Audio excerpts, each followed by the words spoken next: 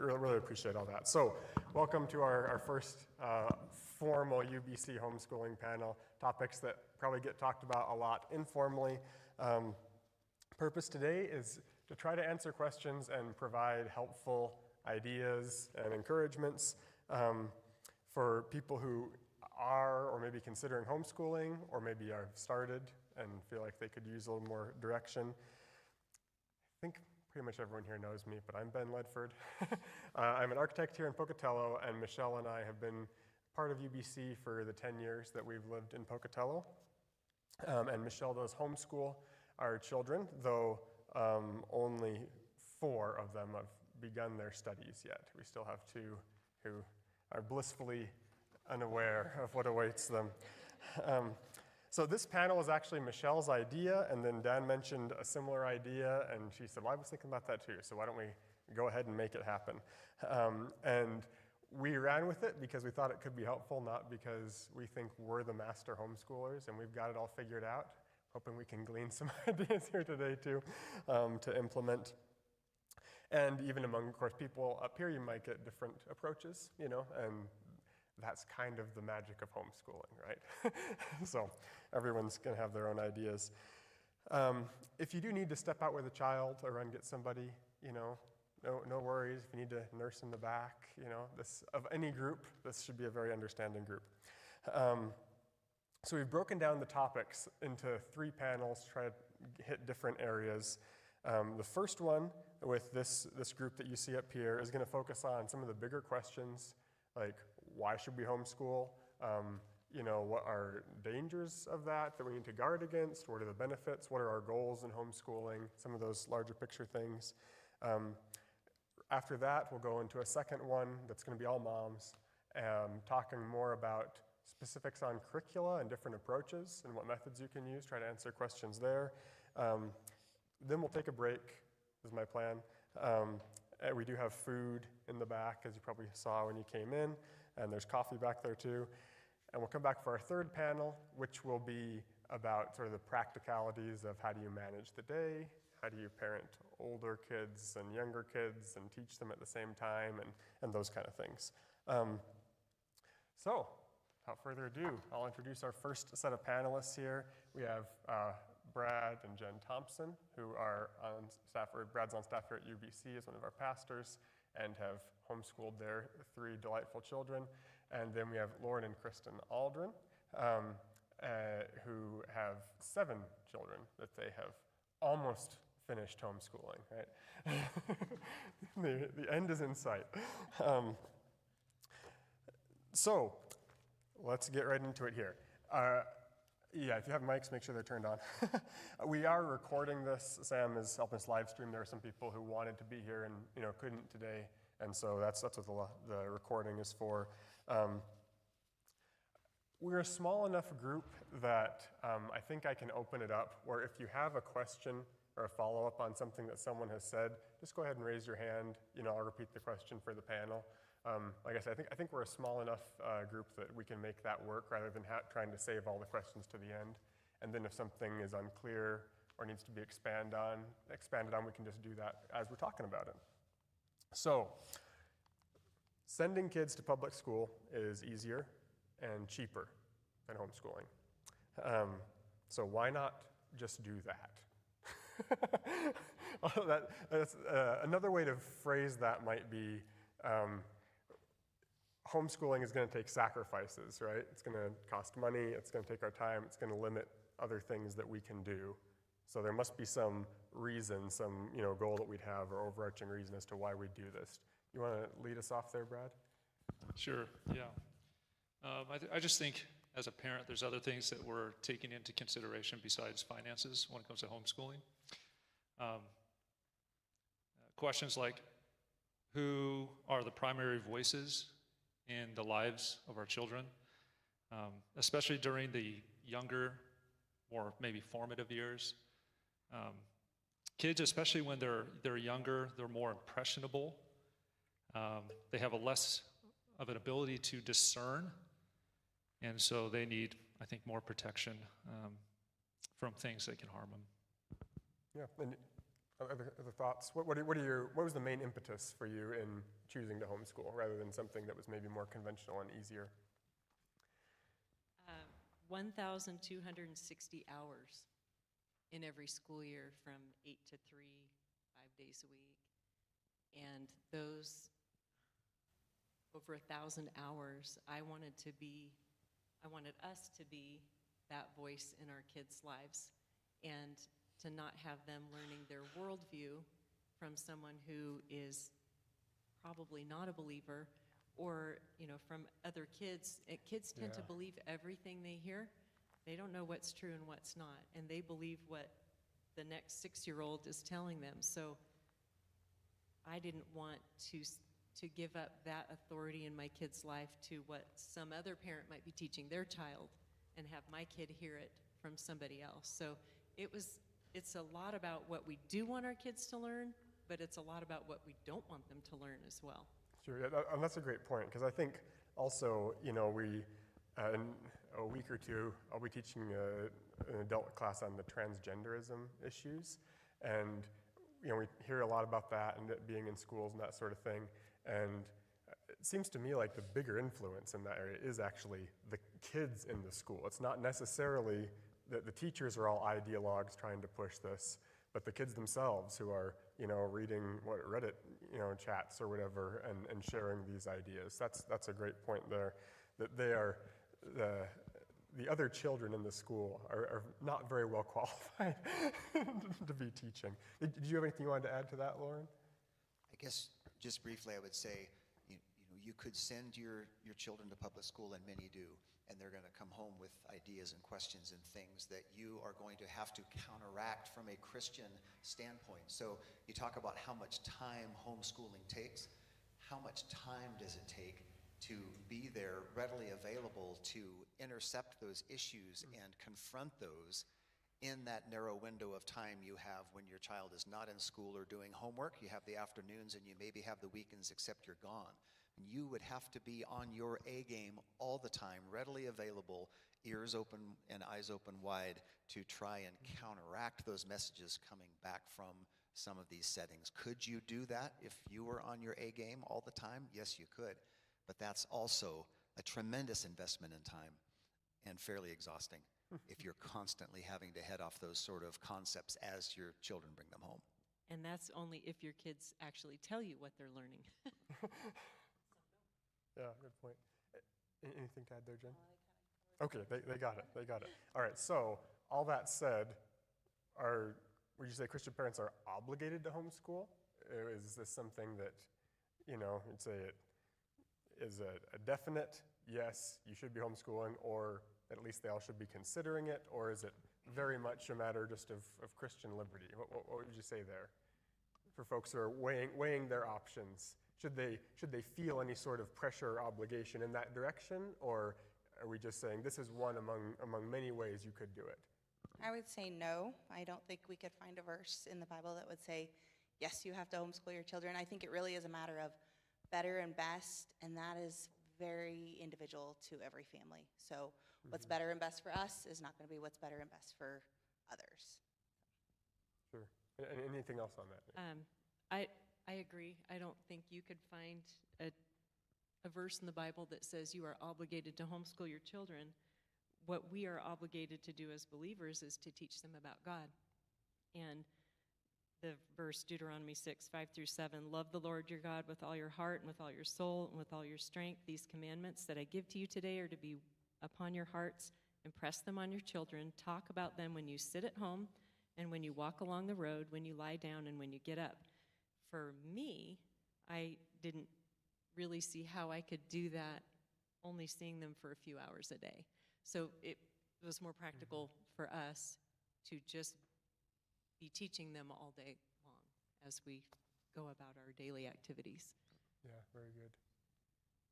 Okay, so that really ties into my next question, which is, what you're talking about there, it sounds like it's not just there's a certain set of information, like here's some data that the kids have to get by the time they're 18, right? They need to know their multiplication tables and the list of the presidents of the United States or something like that.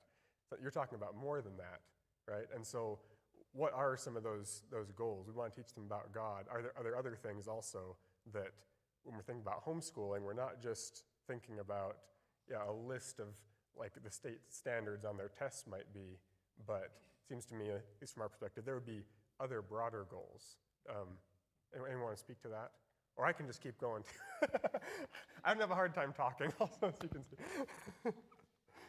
Yeah, I can speak to that. I was thinking one of our goals is really to help develop and shape the character of our children. And so as I think about our own kids being in the home, being homeschooled, part of that process is helping them to build perseverance and endurance. Teaching them to be faithful over those things that the Lord has given them responsibility during this season of life that they're in. And really teaching them ultimately that whatever they do, that they're to do unto the glory of God. And so, and I would just say in addition to that, teaching them to think for themselves as well. But I think a lot of character development is taking place in the home during the week when kids are being taught. Sure. Yeah, I think if you talk to teachers, a big part of teaching is they call classroom management, right?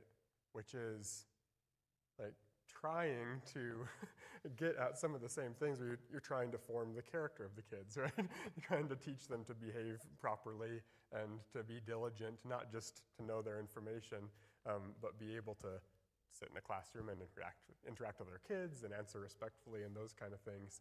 And so that's sort of inevitable either way, right? But in a homeschool setting where you're also the parent and where you're seeing them more, you have a lot more opportunity to be aware of what's going on and to reflect on those things. You want to comment on that one? I would like to add to character the concept of worldview. This idea from Deuteronomy about just infusing every aspect of life with this idea that there is a God who's active versus a worldly worldview, which says there is no God. And those things are picked up in the margins.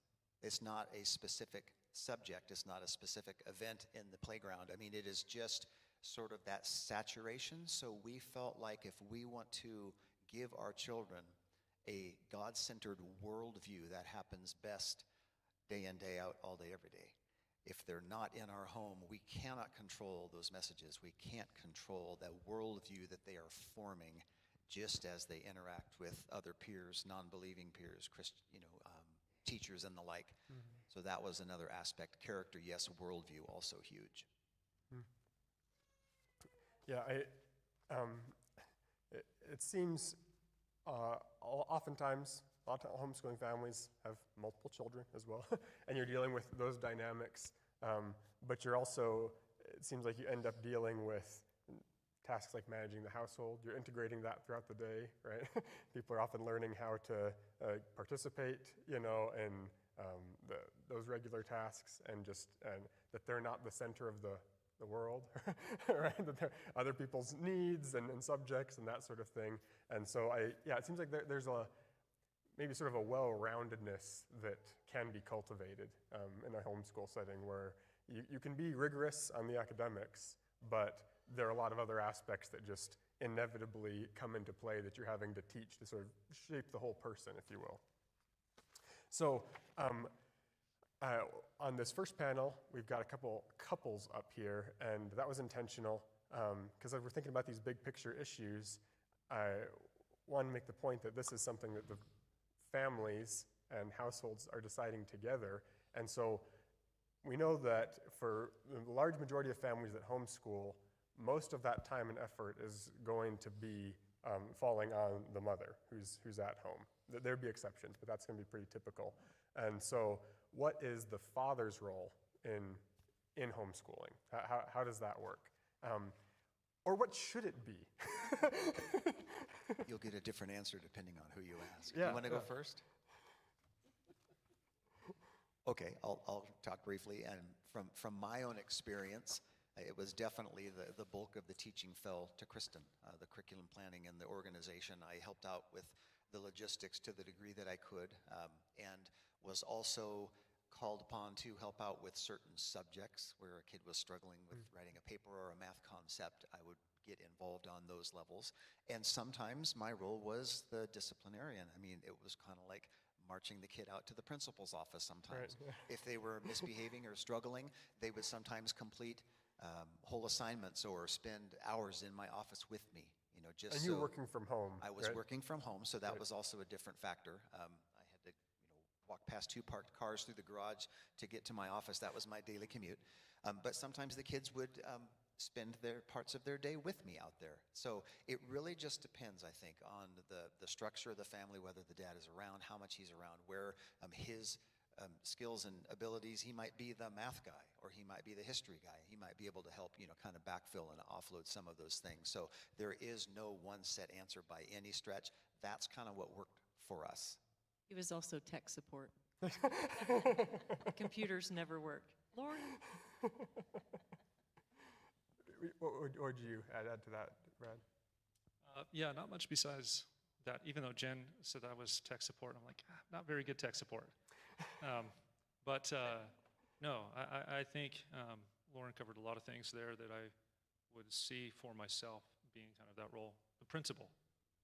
Right? I also think about just stepping in to try to come alongside my wife in different decision-making processes. So we're thinking about curriculum, difficult decisions,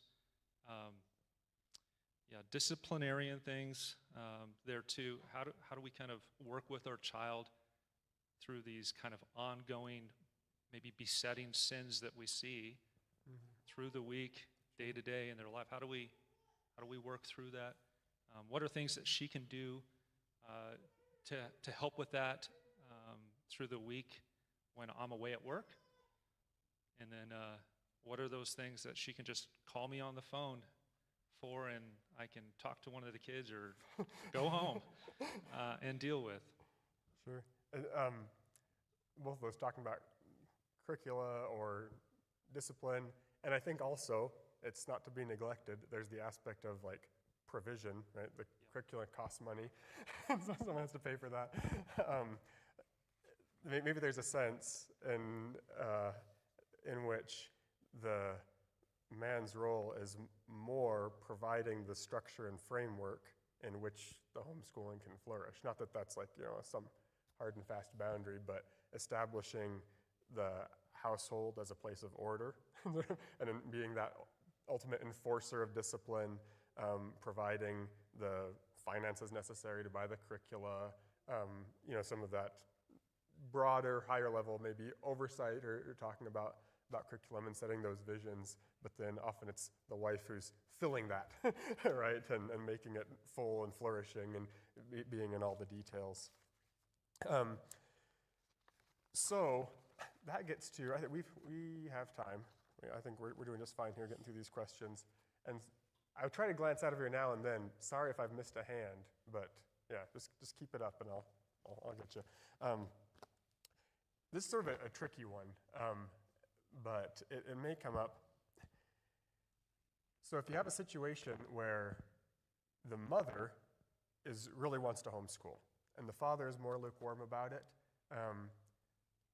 that may be a disadvantage, but you can probably still run with it, right? Because it's like, okay, it's your thing, go ahead, homeschool the kids.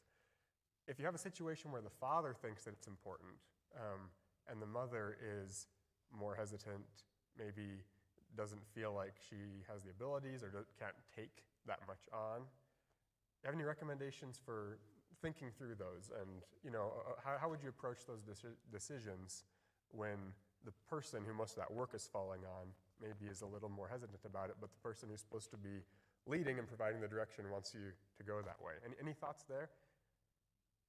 I would say talk to others, like talk to people that have gone before, because they might have a better perspective on like what is actually required of you, and maybe what her perception is not accurate.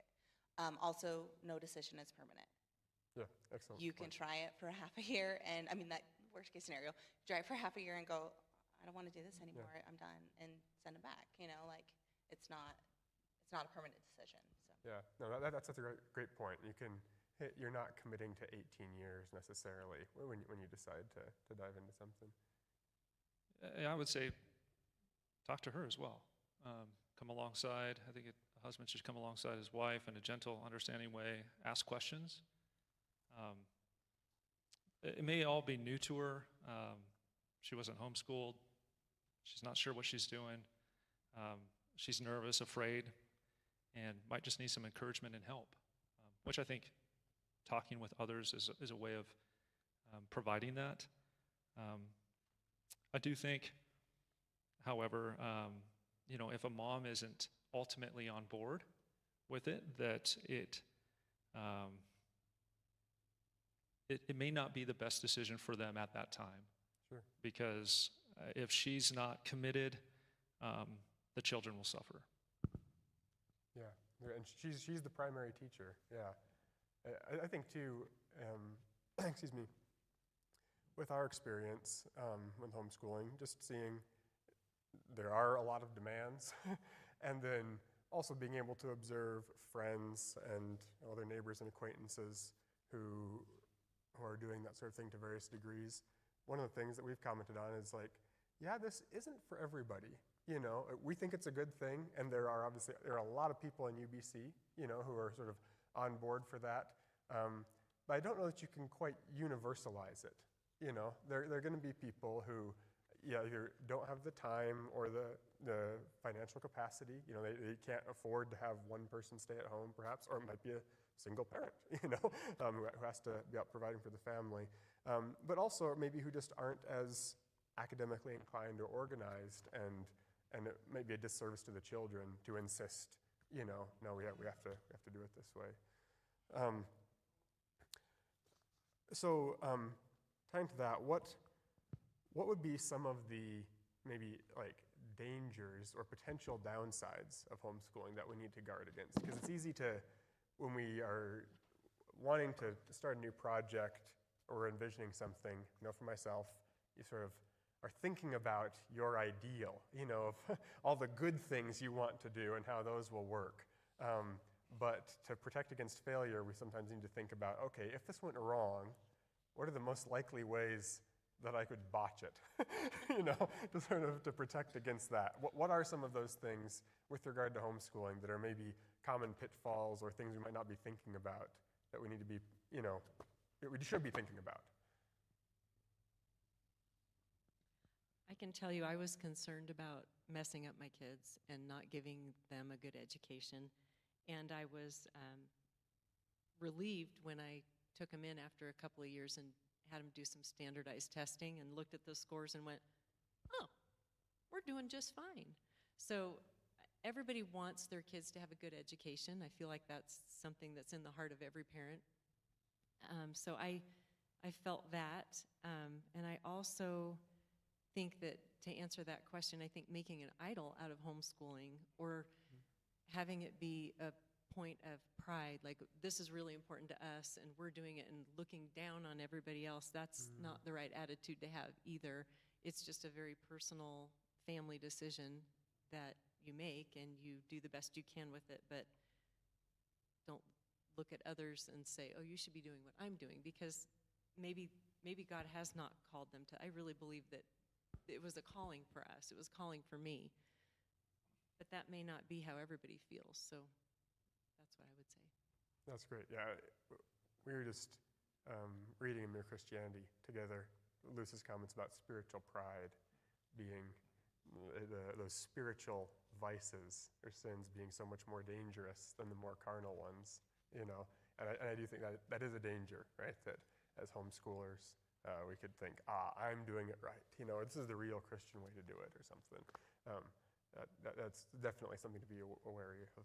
I think another danger to be aware of is because there is no script or plan that you're working from, and you're sort of building it yourself and deciding, how much structure you're going to have. And there's a continuum from, military school precision boot camp all the way down to, much more loosey-goosey. Again, I think there can be dangers on both ends of that, but if you don't take it serious and if you don't make sure there is some structure, you could have one of those, unschooling type approaches where there's really no learning going on. There's really no schooling going on. It's just keeping the kids from the public school and keeping them at home, but they're basically running amok all day. And you might have a short little bit of instruction. So, there is for some, I think, maybe the tendency to see it as, oh, this is great, this is easy, we really don't have to do anything, we're just homeschooling. There has to be enough structure where they are getting that education. Danger on both ends, I think, would be my thought there. Sure, yeah.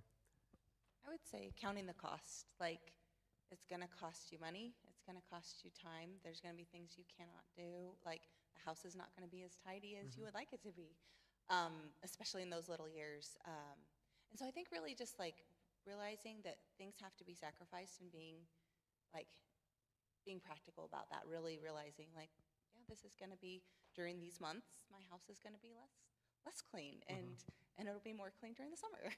Yeah. We when we have had stuff set up in the dining room, like, oh, we need another bookshelf. Here's a bookshelf in the dining room. We need a world map. And I had made the comment to Michelle that like the house is also a school, and so it's going to look more like a school, and it's not just going to be like a pristine formal dining room that's only used for fine dinners, because it's not that. It's also a schoolroom, and there you go. I would just add to thinking that homeschooling our kids is the safeguard against adopting dangerous beliefs and ideas. Our kids live in the world just like we live in the world, and they need to be taught how to live and interact in a world with those who don't share their same beliefs and values. And so I can see and have seen the danger of parents isolating their kids to try to protect their kids. And what that ultimately can lead to, and often does, is kids who grow up, they get some independence, they're out from underneath the control of their parents, and then they kind of dive headlong into the world.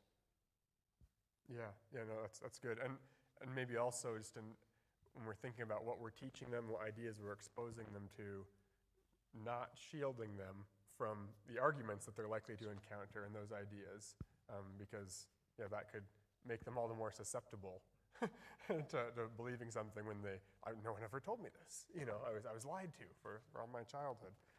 I did want to add one more thing, and this actually kind of addresses this question in the previous one about maybe the reluctant mom, is having the perception that the threshold, the bar is set at perfection.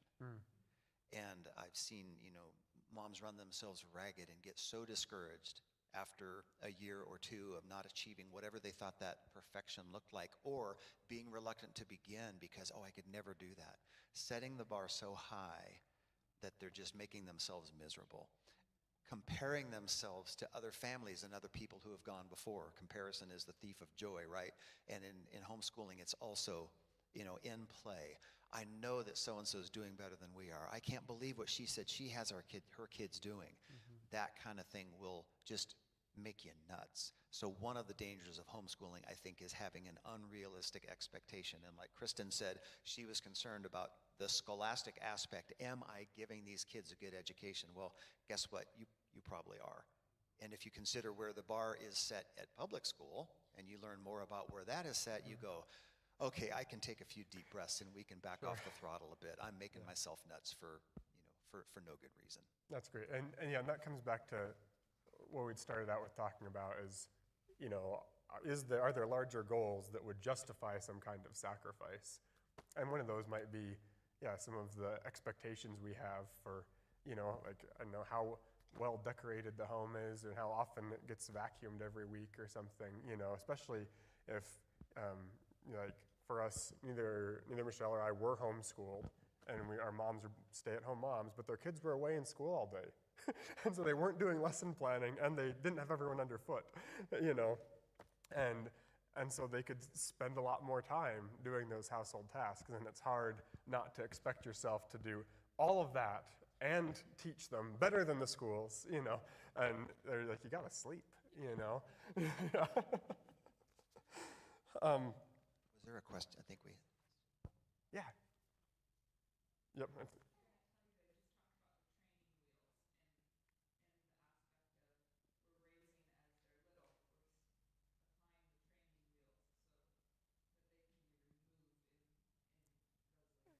Yeah, this is something I think this was we had a comment from Doug Wilson maybe I heard one time, and he was talking about discipline, but I think it would also apply to thinking, you know, critical thinking and stuff. And he said that the goal is that when the kid is little, you have training wheels on, or nowadays maybe we'd say they use the Strider bike, so that they can learn to ride, so that as they get older, you can remove the restrictions, take the training wheels off, and let them ride on their own. Whereas what we have in a lot of cases is when the kids are little, and the sin is more comparatively cute and less, you know, destructive, then you don't apply the restrictions. You don't apply the discipline. As they get older and it starts to become more of a problem, like, oh, they're out of control, now they're 13, at the same time as they're wanting more independence, then you start trying to force the regulations on, all right, we're gonna have a curfew, you're gonna have to do this and this, and it can really create a tension there where it's the time when ideally they'd be being able to remove those, which is what they're wanting, you know, but because it hasn't been applied in those early years, now you're sadly seeing the fruit of that and having to force it on later. Is that what you were thinking of, Love? Yeah, Amos.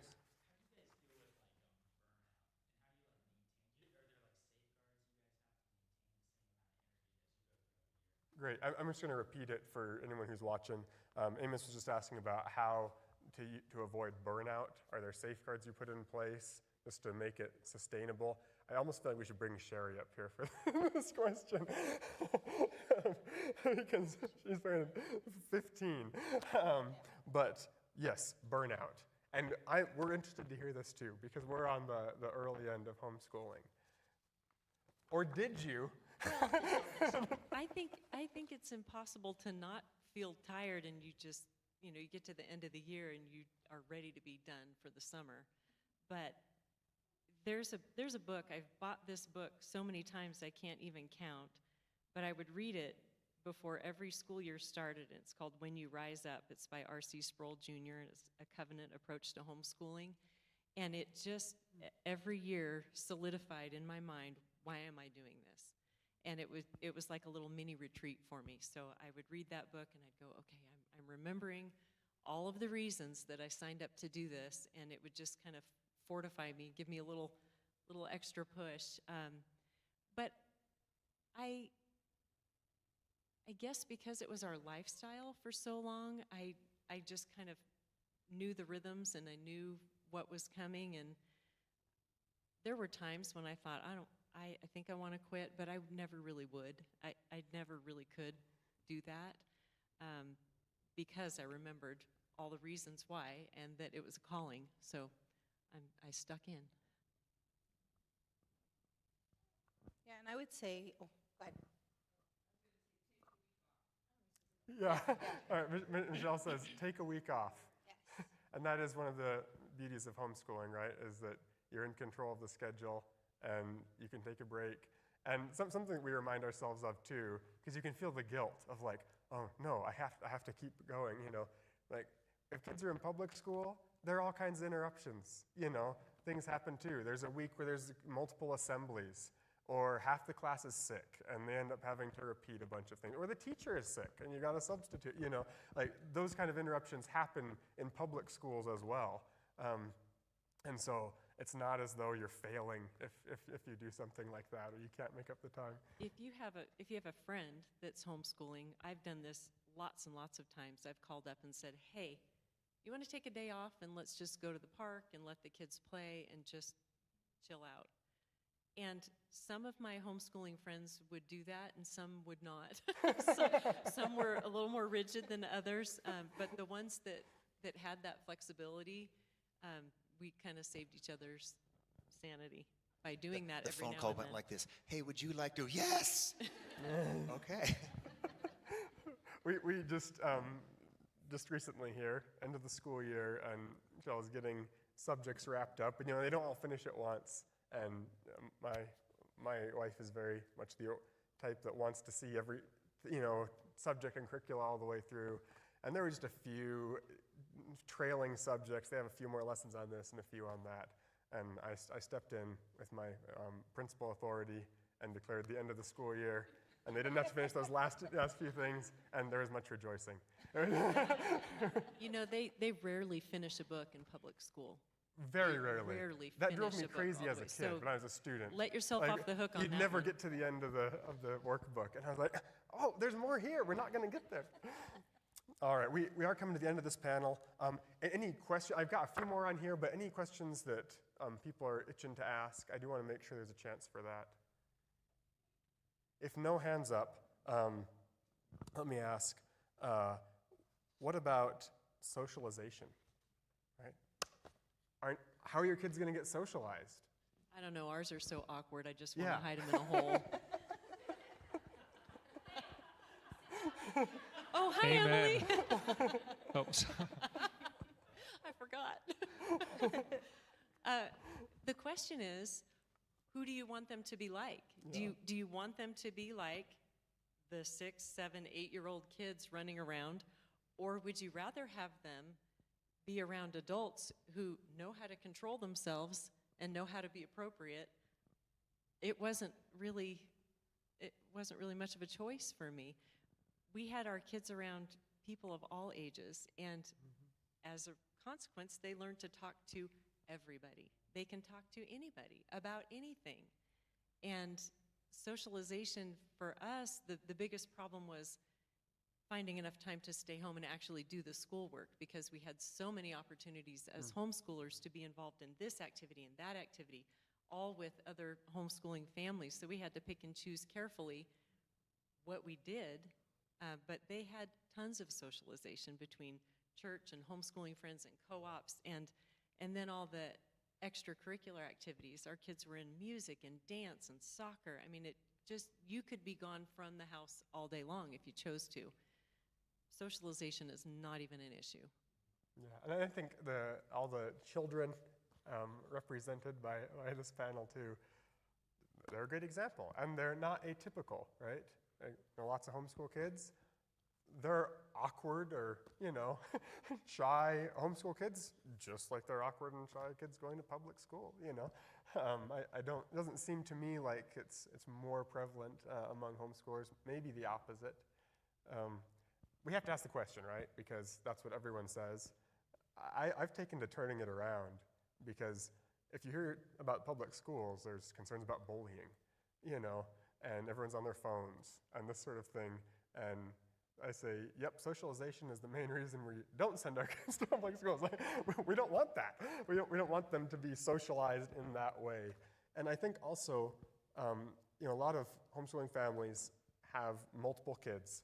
And I had read an article a while back talking about the negative effects for our socialization, if you will, of so many only child families, in that so much of your healthy socialization comes among siblings. Like, siblings are the ones oftentimes teaching each other to be able to take a joke and learn how to solve interpersonal differences. And you have the sort of family authority there backing it up to keep things under control.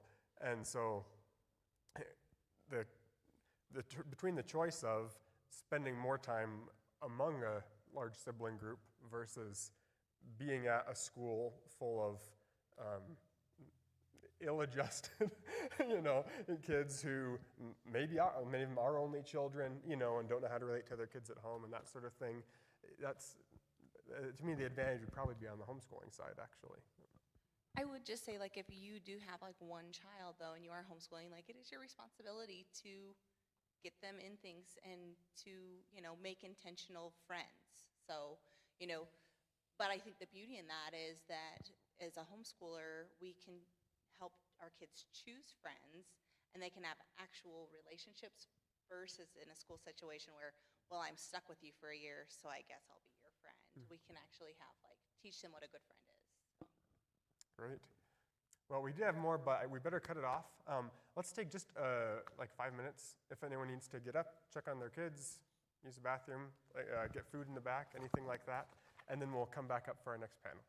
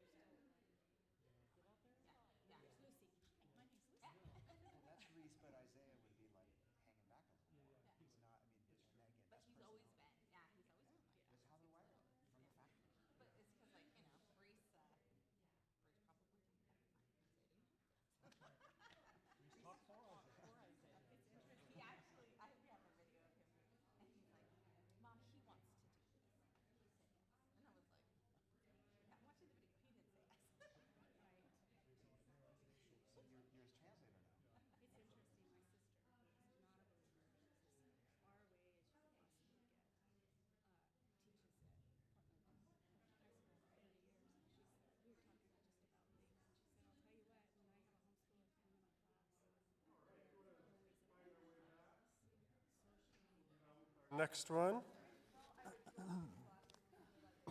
Excuse me.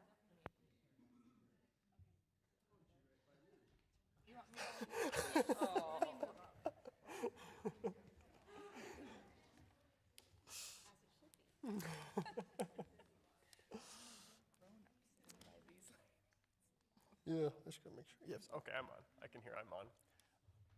All right. Okay. Well, thank you all again. Panel number 2. So here we have my lovely wife, Michelle. And then we have a couple other guys' lovely wives.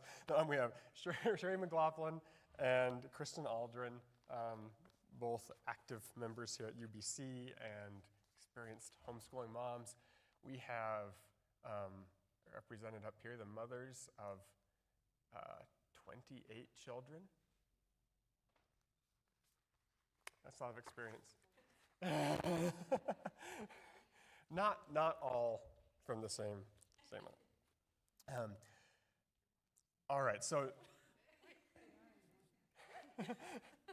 I don't mean we have 3 mothers of 28 children each. That would be really impressive. All right, panel number 2 here. Our goal on this one is talking more about different curricula and the content involved, and so sort of maybe the academic side, let's say. So there are a lot of homeschool curricula out there. There are all kinds of online schools. You can find book lists. You can find a million YouTube videos recommending different subjects. How do you start in all that? How do you know what to teach? You say, okay, I listened to the last panel, and I think I should probably homeschool. It sounds important. It sounds valuable. And then what next? Where do you go from there? How do you navigate that sort of sea of material to land on something?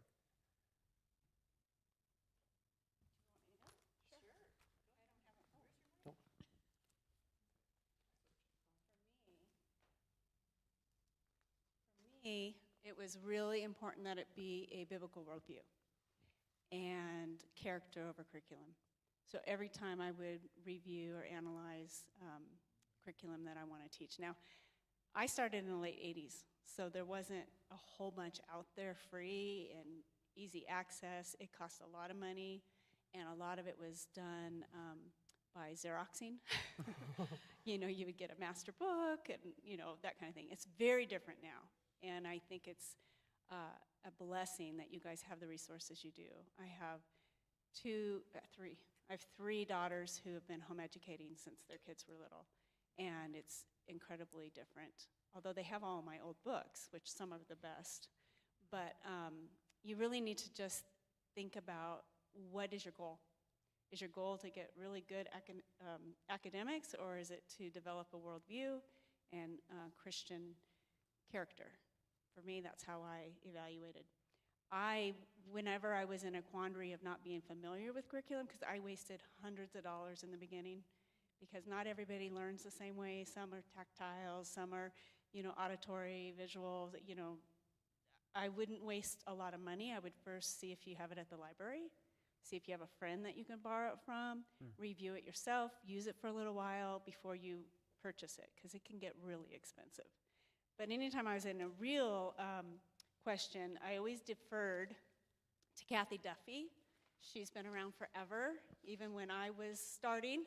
And I printed stuff out for you guys if you want as handouts. And she's got a fantastic review. Great. And that's a website, still active. It's got all kinds of reviews of different curricula and that sort of thing. Kathy Duffy. Kathy Duffy was one that I relied heavily on. I had a couple of her books. I never accessed her stuff on the internet because I didn't know that was a possibility when I started.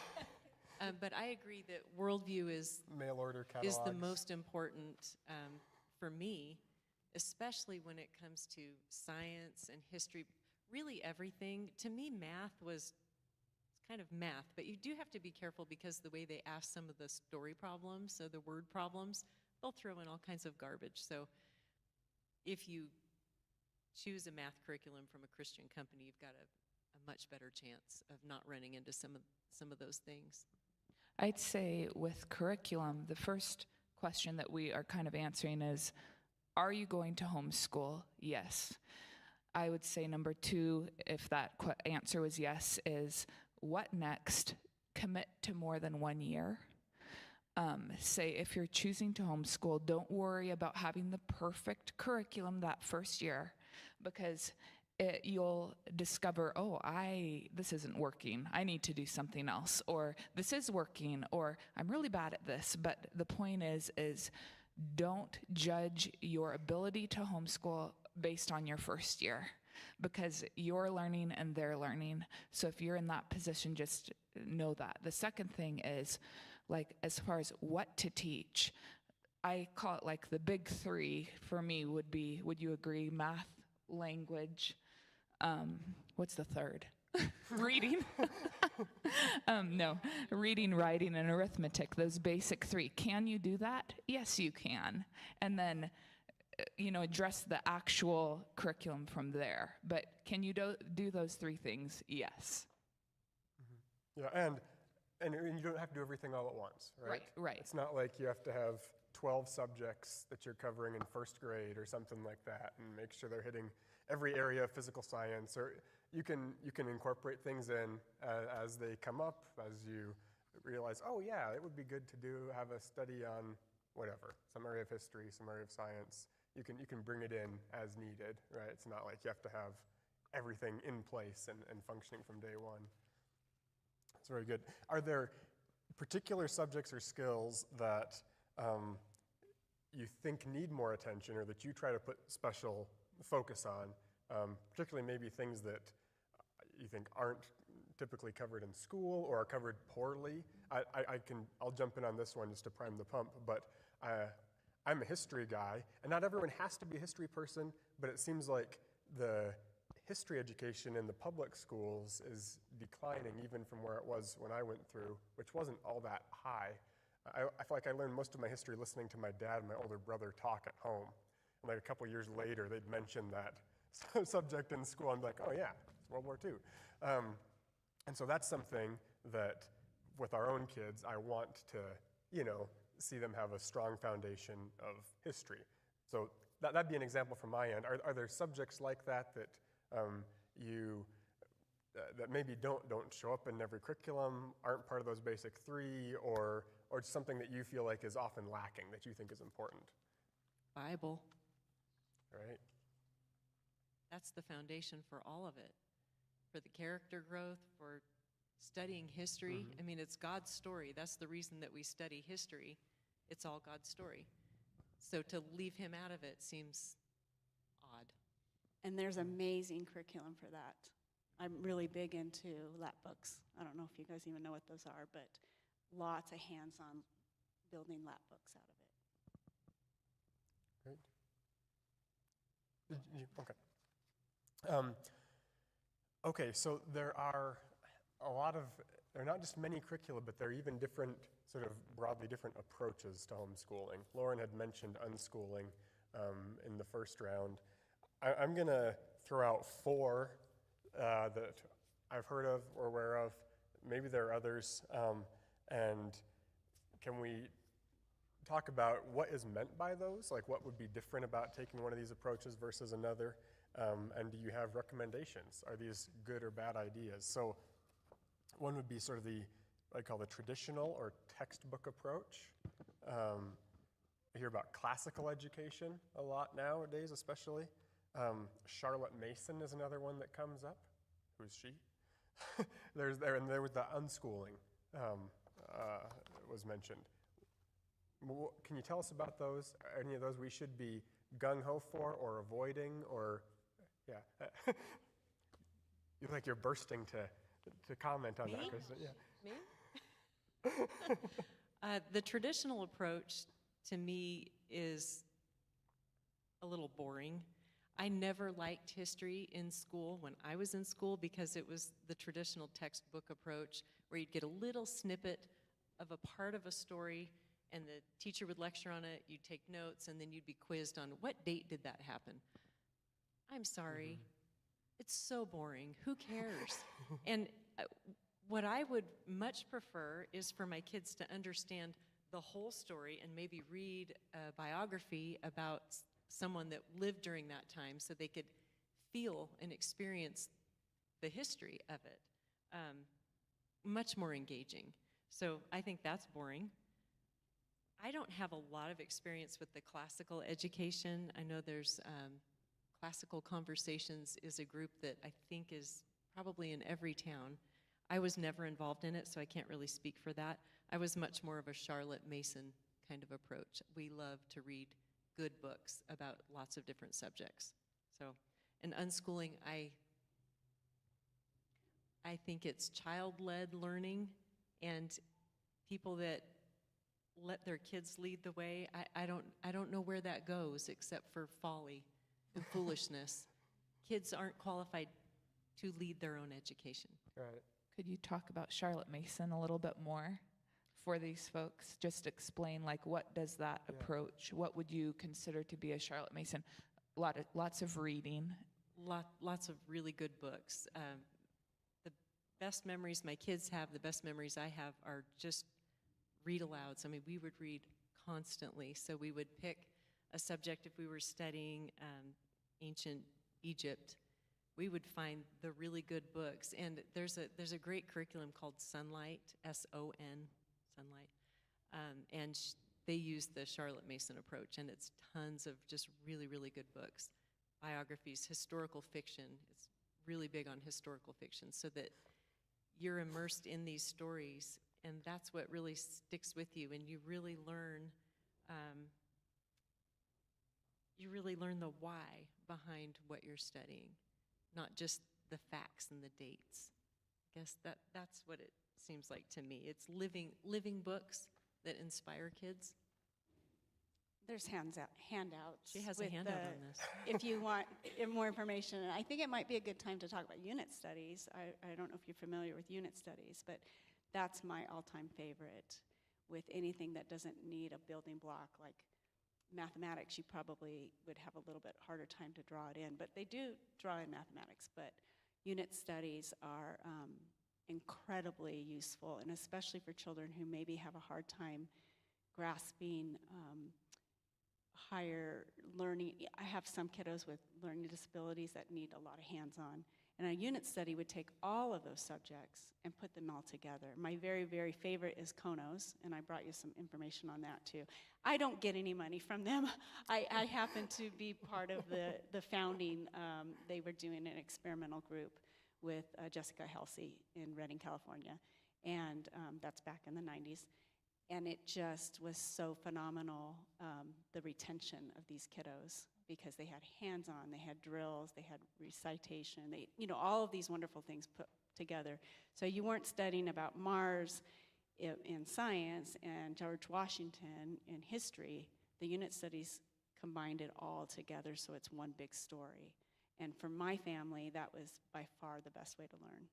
And it's the Charlotte Mason approach, it's just more directed with all the different subjects together.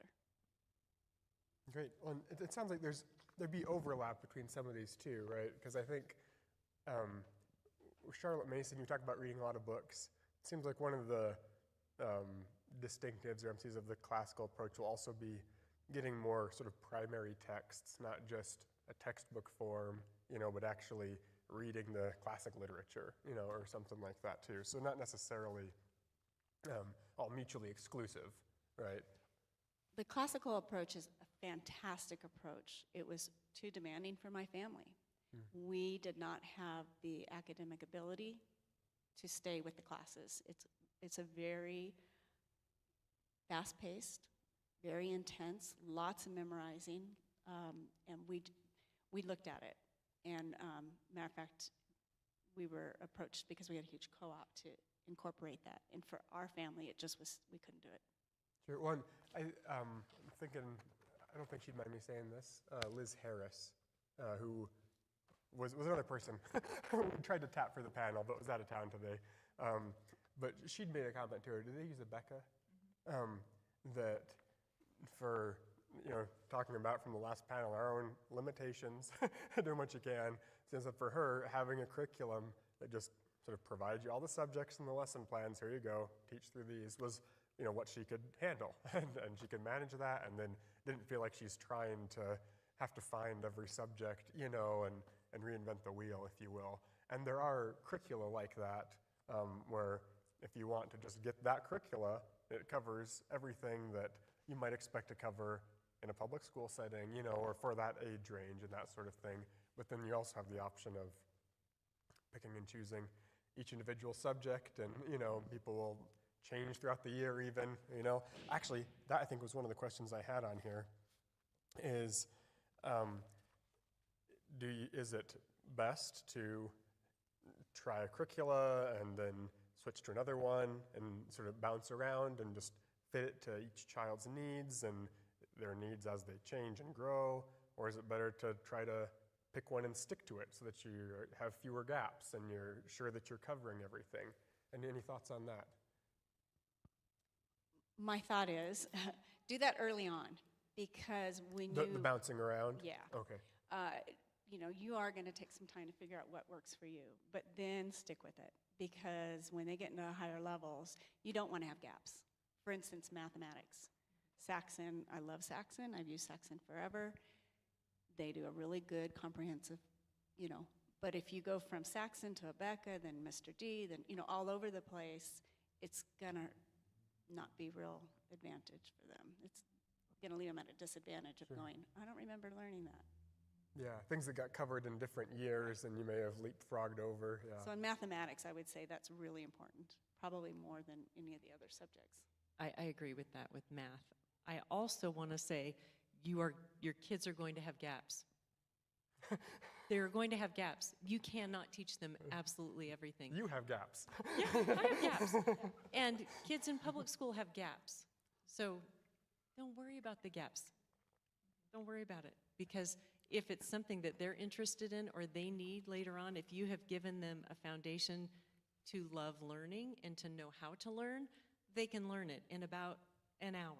If it's, not something complex, but they will learn what they need to learn when they need to learn it. I've taught my kids or tried to teach them certain things, and then they, didn't really absorb it, and then they come back to me years later and go, did you know this? I'm like, yes, as a matter of fact, I taught you that. You did not absorb it back then, but I'm glad you have it now, But they love to learn, and they're not afraid of things that they don't know. They know they will be able to learn it. And off of that too, I like what you said about inspiring learning, because so many days of my week, the kids are excited to be done in their school for the day, and yet will be done. Oh, they're so glad that they're done. And what do I find them doing? Reading. And they're done their school, but no, I'm sneaking in those books, and they are learning like nobody. They love it, and that's so encouraging, and I have to laugh, and that is such a good feeling to know, hey, I've kind of done this, Or playing school. Yes, yes. Now they're exactly. the teacher, but yeah. Yeah, as far as gaps go in knowledge too, I do like the fact that once we found what curriculum we wanted to use, I guess I should say for now, but I've been committed to that curriculum because I was in the place where, when we started, I had 4 kids 4 and under, and so I'm starting that at preschool age, and as the babies kept coming, the other kids are still growing. I just needed the boxes to check. I like boxes to check. Some people don't, but I wanted to know I wasn't ruining my children, that they're going to know how to add and subtract, and some of, especially in math, but also in some grammar. I just needed that box curriculum where I went, okay, I had experience in it because I've been through it. I can do this, But then as they grow, you are growing, and you're going to say, oh, I can change, or I can do this, and this is going to be better, But don't be afraid to start. Very good. And so what curriculum did you land on that you found sort of gave you that complete set that you felt like could carry you through? Well, right now, we do use Abeka for our core, and that's what works for me. I like that there's a teacher's manual. I like that I know there's going to be 170 lessons every year. I like to know I can work in this many weeks off. I just really Unless like the it. principal cuts Unless the he, year short. Yeah. and then my check boxes aren't checked. No, and then we've also done Saxon math until we took this year off of Saxon because I had a baby, and so we just did the Abeka this year for math. Yeah, and you were, and to clarify, you were actually doing both math curricula because the Saxon in the earlier years was more like playing to the kids. A lot of manipulables, and it didn't seem like another subject. Whereas the Abeka had workbooks that was actually introducing the concepts more directly. Right, and the kids would fly through Saxon, which was great, and they loved it and could play, but I needed more time. So I'd give them the Abeka, which they could, it's really self-explanatory too, so they were able to just kind of do it like a workbook. Hey, that's great, busy work, that was okay with me at that point in our lives. And if you're looking for some real good, inexpensive, busy work, Costco every year sells these everything you needed to know as a 5th grader or 6th grade, whatever. Those are great for fillers, just to go, you're done? Oh, you still have 20 minutes. Why don't you work through this, You can even Worksheets are great. You can even ask grandparents to get them as birthday gifts, and then that makes them even more fun, and you don't have to pay for it. What are some of the other common curricula that are out there? You mentioned Sunlight, Kristen. We've heard about Abeka. Abeka would be, what would you say, probably the most widely used? It's sort of Bob Jones, Bob Abeka, Jones, okay. Modern Master Curriculum Press. Master Books is another big Master one. Books, okay. And Master Books would be one that is also very explicitly Christian. Yes. Like Young Earth Creationist. Yes.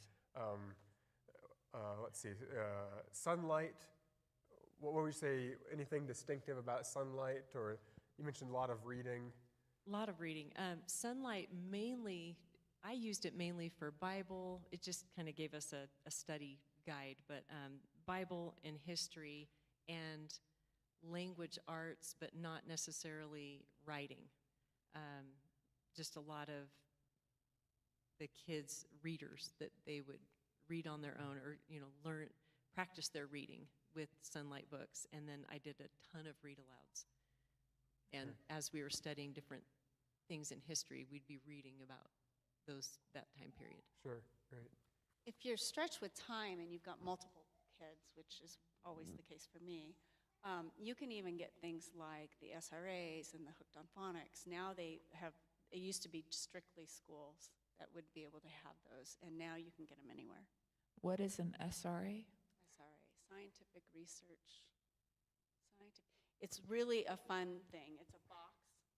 I'm sorry, I don't remember the SRA. No, that's okay. Activities? Just what I is? could look it up. No, it's strictly just reading, but it's this box, and it's color-coded. It's like 100 through 200, and you start with green and go up yellow, whatever. But you pick one out every day. They sit by themselves, and when they're really young, they have, this is going to date me, they have cassette tapes. I don't know if they updated that. I'm sure they did. We've still got a cassette tape The player. little kiddo, your student would go, they knew if it was their time on the slot, they'd go get their SRA, and if they were too little to read it themselves, the cassette would read it to them as they're reading, and then they have comprehensive questions. It's a really great program. I love it. I think between the three of us, we could sit here and list curricula for the rest of the time we have. And that would be entirely overwhelming because I could maybe do it in alphabetical order. Good and the Beautiful, that's another one. But there are just so many. So don't be bogged down by having Story of the World. Did you mention? Around the World in Me. 5 in a row. I mean, there's just tons. Okay, I'm gonna Talk to us privately. Yeah, talk to them privately. We have experience with various curricula up here, and if you're wondering about a particular one, or sometimes maybe you might be thinking about a particular approach. Like I've heard about Charlotte Mason, where would I go to for something like that, or a classical approach, or whatever. Yeah, we'll make that more of the follow-up of questions. Yeah. Like if you noticed your child was struggling with a certain subject, how do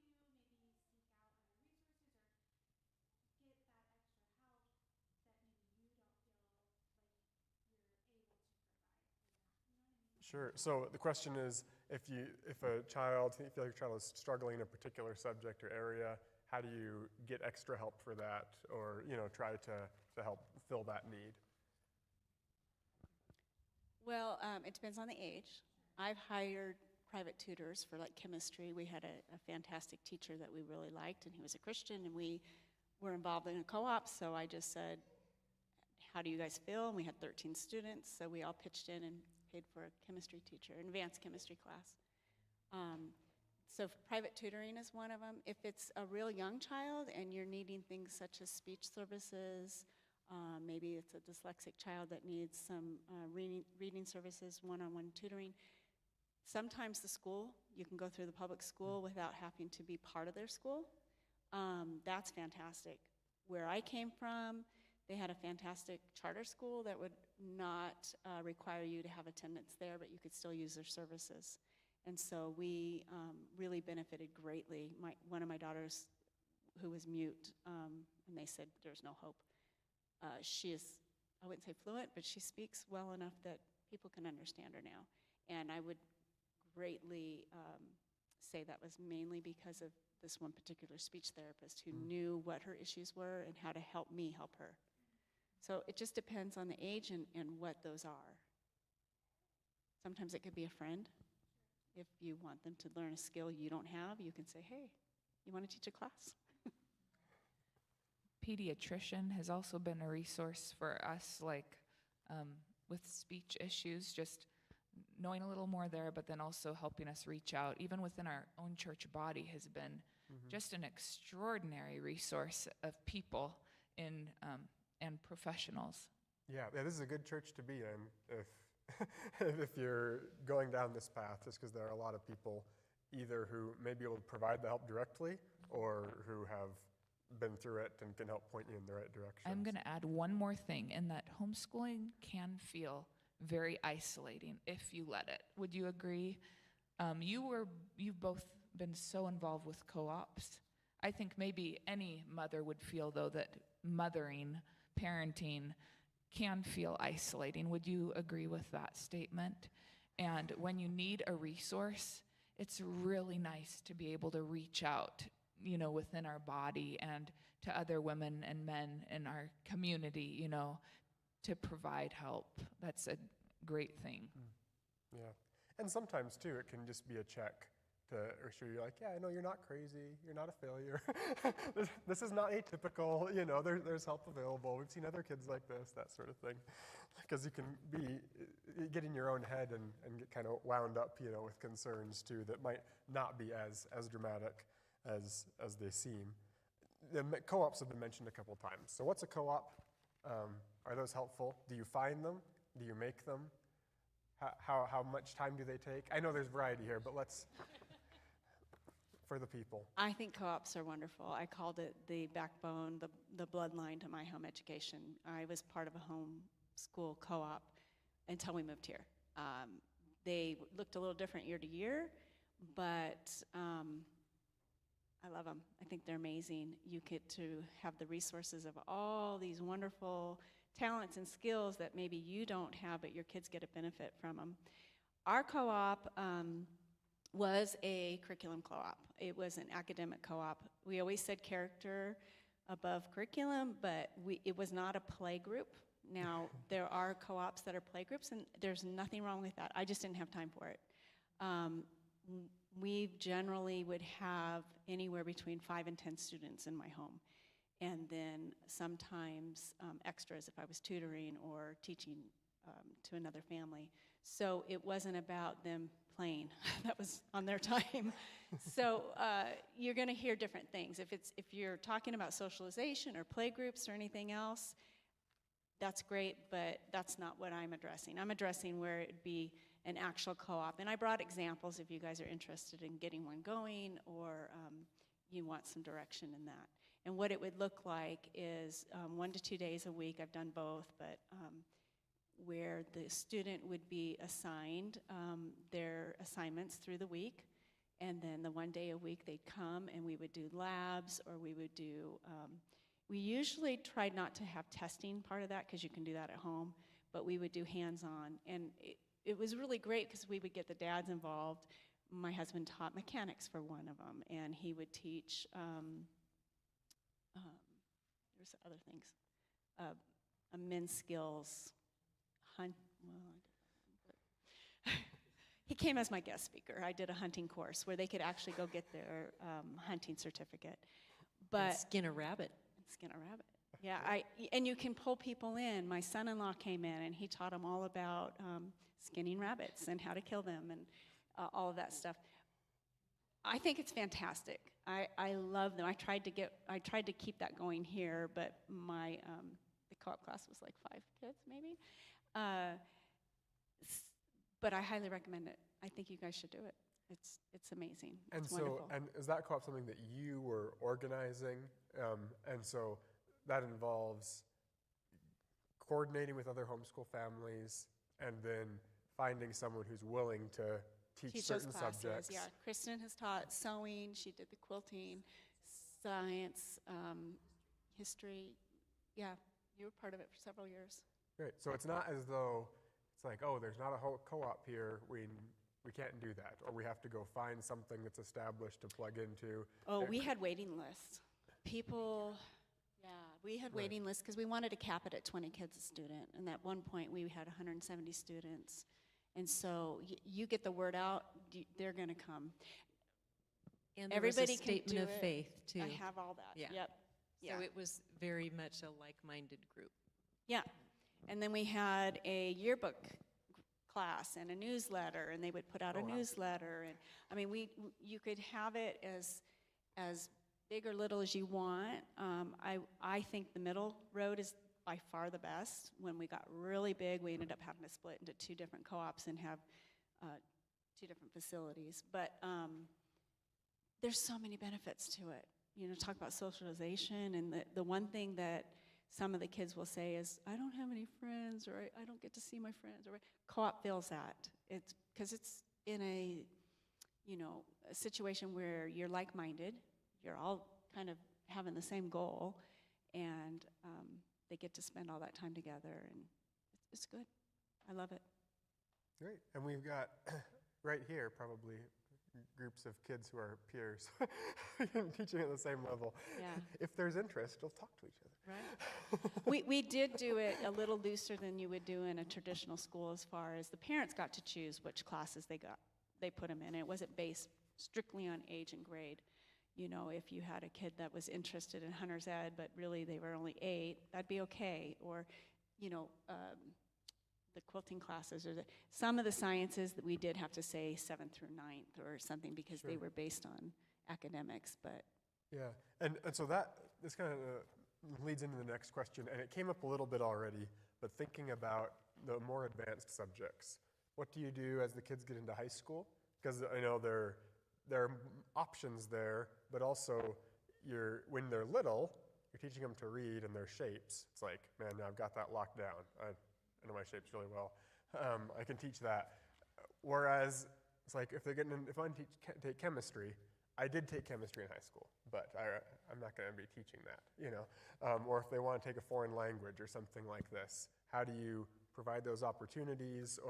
And again, I know there are different approaches there, but what are some things? I know Sherry and Kristen, you've both taught homeschooled kids all the way through high school. There'd be some parents who would just send them to public school at that point, which is certainly an option as well. What approaches did you take? I highly recommend a resource it's by Greg Harris, I believe, and it's Why Homeschool Through High School. Highly recommend everybody read that. For me, it was a convicting read. And actually, I got to go to the conference years ago. When you didn't have the internet, you went to conferences and talk about avoiding burnout. As you would go, usually around the summertime, they would say, we're having the CHIA conference in Anaheim, and it's a big deal, and you get to see all the new curriculum and listen to all the, I don't know if they do that anymore, but that going to conferences and getting connected with the resources out there helps you not have burnout. The other thing I would say is consider teaching year-round. They've done lots and lots of studies about the benefits of year-round school. So that's my plug on those. As far as curriculum and teaching when it's maybe out of your skill set, is finding others. And that was one of the great things about co-op. We had a history teacher, we had a science teacher, we had who would come. He was a science teacher that was, his class was over at 2:30, so we made that the last period of the day. So after his science, he'd come and teach the same science for our co-op. You know, you just get resourceful. And there's also your colleges. Back where we're from, we had a junior college right there, so it was very, very common that 13, 14-year-olds would start college. And they would, And you'd be taking those advanced classes at a community college. yeah, and then the benefits were, I had two of the kids that were there, they get their AAs before they're even 18. You know, they're all done with that, and they can move on to what really interests them. And you can do all that online now. We didn't really have that option back then. But I have enrolled my kids, well, one of my kids here in classes at ISU. They're allowed to take 2 per semester, I believe. There's a program for it. I can't remember the name, but you can do it. College Connections? I don't remember. Anyway, there are options like that, but there's so much available online, so many classes that you can find online, and tutors for those classes. There's just a wealth of information out there. Right, well, And I I'm think- not qualified to teach chemistry or higher level math. I mean, a lot of times I'm saying, go ask Dad, I don't know. But we get through it, you know, and Even with our elementary school kids, I sometimes have to take a moment to refresh my subject before helping them with the question. Like, all right, go to the other room a second here and let me look at the. Now I got it. It's been a long time since 5th grade. it's good to refresh your memory. It is, yeah. It's you stay sharp, and also I believe here in Idaho, kids can enroll in classes at the public schools. Like, you don't have to enroll them full time. You know, they don't have to be there all day if they want to take, whether it's chemistry, finding out their prereqs, I don't know. If they want to take, it was one of the Harris boys taking Japanese at Pokey High, you know, or something like that. They can sign up for those classes and get some of that. I understand they can also play sports, which is really a great advantage. Yep, yeah. If they're interested in that. In California, you cannot do that. All right, we're running short on this one. Though we'll bring it back up here after. Let me see. Oh, yes. There's some different funding opportunities or programs that are out there and are available, like Overture, Tech Trep. I don't know, has this Odyssey grant now. Maybe Michelle, it's one I could kick to you. Can you describe a little bit of what's involved in those? Do they send you money? How does that work? So we are on board with Overture right now. This is our 2nd year doing it. I do it for the money. So 2 reasons to do it. Money for activities, because they will reimburse you for electronic needs. If you need a computer, we used it for that. They pay for all of our kids' music lessons. So we get $1,600 a year for kids 1st through 8th grade. In kindergarten, you get $850. What you have to do is you have to submit work samples each month in the categories of, well, after 1st grade, it's history, or they call it social studies, math, science, language. Is that about it? So there are a number of submissions you have to achieve throughout the year. So monthly you do those. It actually varies even by teacher. Sometimes they do twice a month for a certain subject. But I find that the work is worth the money to me, because it's work we're already doing. 90% of what I submit is work that we would be doing anyways, and we do it better than what they uploading it on the website or something like than that. what they provide us to do. And I'm telling you, it's pretty quick. I mean, to submit for 3 kids this year, I would need to take an hour and a half a month. That I would just say that's my Overture time. That's how long it takes me, because I'm submitting between my duties as the teacher of the family too. But I can tell you more about that. Tech Trep, am I saying that correctly? I believe it's Tech Trep. We actually have a couple of teachers in our body here at UBC that I could point you to if you're interested in that. Very similar program. I think that the reimbursement is about the same. They provide the opportunity for classes as well, where people meet in the community. But I'd much prefer a co-op setting if we were participating in that. But that is available in like a public school setting. These schools are provided by, or not schools, but entities would be provided by the state of Idaho.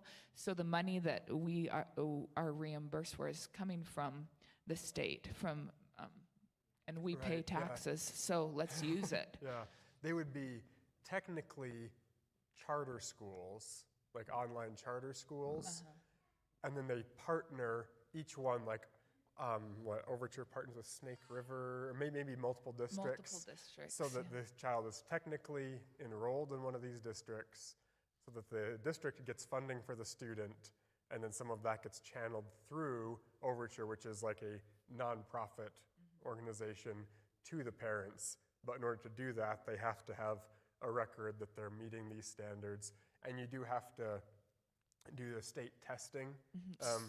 You have to do a reading testing and the state testing, the ISAT. Though the funding isn't tied to the results or anything, they just have to have taken that. We go to the library. I don't, actually. She takes them to the library to do that testing. It's, twice a year? But then you're reimbursed. It's not like they send you cash. You're reimbursed for qualified expenses, but a lot can qualify.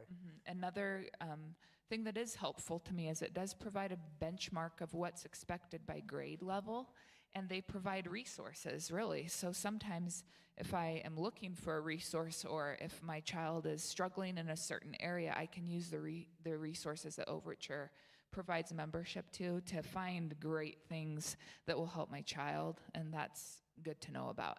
But you do know then kind of what should be expected for grade level, and then you can say, are we there? You know, but the bar is really low, so don't be afraid of it. I was trying to tell her that at the beginning when she was putting a lot of pressure on herself with these submissions, and I was like, I don't think they're expecting that much. Yeah, question out here.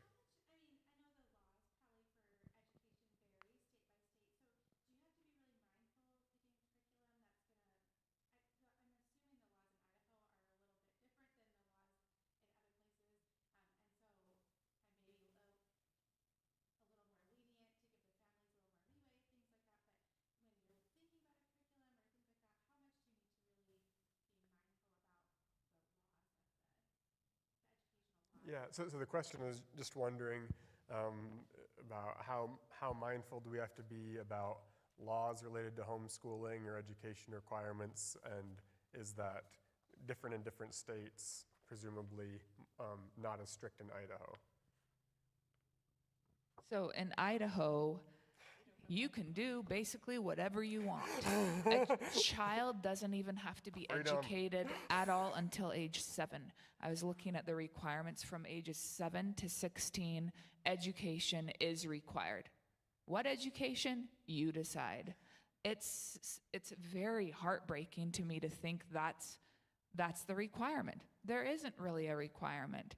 But what's helpful to me is looking at, like when I look at curricula, I'm looking at the scope and sequence of these subjects to see what is covered. I'm looking at other states' education requirements just so I know I don't know what a child is supposed to know by this age, so I want some sort of idea. You know, there are books that will tell you what every child should know, but the thing is, every child is different, and the beauty of homeschooling in Idaho is that you can take the standard and adjust it for what is appropriate for your child, because I'm sure you would speak much better to this. You know, if you have a child with special needs, you're not going to be requiring what is required of a person with the normal or cognitive ability of the average child. Would you agree with that?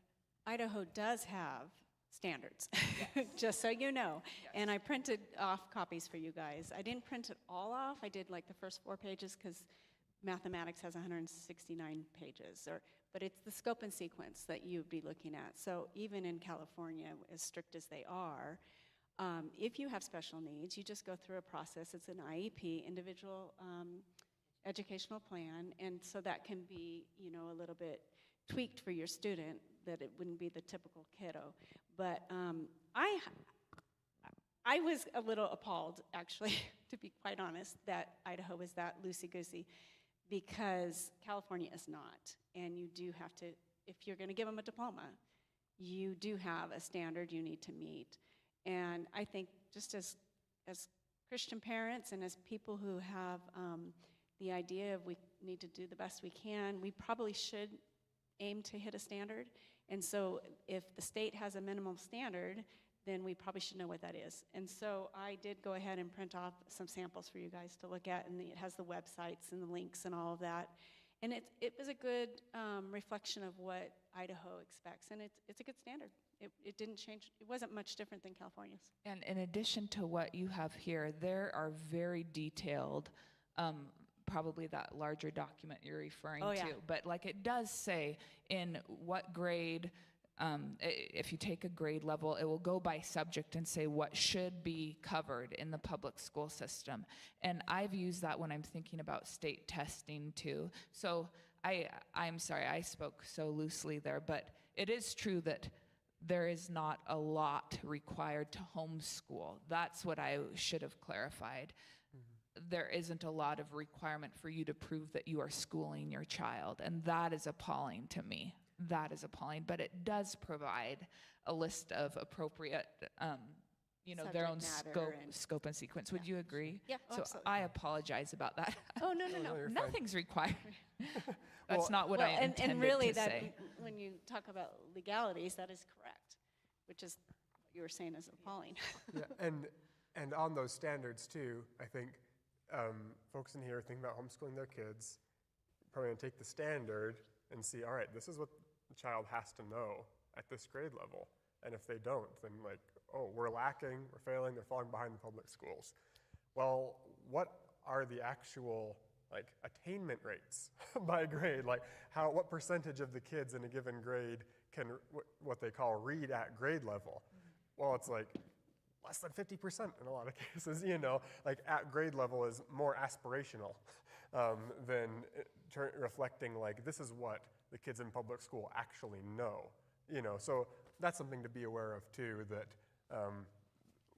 what the standards read doesn't necessarily reflect what all those kids going through public school are learning, such that my kid will be behind if they don't know all these things, that's. And as believers, we want to inspire excellence. Yeah. I'm not saying because you choose to homeschool, you don't have to do anything and your kids will turn out and be brilliant. It is work. It is hard, but joyful work where you're trying. And I know that the three of us would all say that we're shooting and, to inspire the excellence. We're not going to promote being lazy in education. That's not why we have chosen to homeschool, Sure, yeah, and I think also this ties in maybe back to that first panel and talking about what's one of the father's roles is to be aware that this is something you've taken on as a family, right? It's where they're not getting everything from someone else. We haven't outsourced this, and so you're finding opportunities, and you probably will naturally do this anyway, but you're finding opportunities to teach things that aren't just part of the curriculum or during the school day, and that's something that dads can very much be a part of as well, whether you're teaching them concepts from physical science based on the thing that you're fixing, or you're talking to them about history, fleshing out some background to a story you're reading together in the evenings. You're teaching them Bible and theology, right, just through the day, or doing devotions and that sort of thing. And so there is a mindset of just, this is the school, the home is the school, and we're the ones doing all the teaching. And so you find more of those opportunities and are filling in those gaps. We probably should be wrapping this one up. And we'll flow into the next one after a break about some of those more practical day-to-day realities and routines. Any questions anyone's itching to ask? Yeah, Amos. How did you guys question is, how do you incorporate technology, or how did you incorporate technology? Cassette tapes, we've already heard. Hey, we moved up. Tablets now. I'm actually going to jump in on that one because it came to mind earlier when Michelle was talking about the girls reading in their downtime. We see a huge benefit of keeping them away from screens. You know, not just because the screen may be a bad influence when they're on it, but it makes it harder for them to have an attention span and to enjoy other things. You know, if you're not around the screens, then books are pretty interesting. You know, like they've got colorful pictures and they can flip through. But if they're used to being entertained by screens, even if it's a smaller slot of the day, then the other stuff is duller, it takes more effort to get into and that sort of thing. And so, like our kids don't have any screen time, if you will. There are times we may let them be watching something, you know, on the computer, that sort of thing. They don't have any sort of tablets. And we find that to be really beneficial just in terms of their attention span, their ability to entertain themselves, to be interested in toys or activities that aren't electronic and flashing and moving and that sort of thing.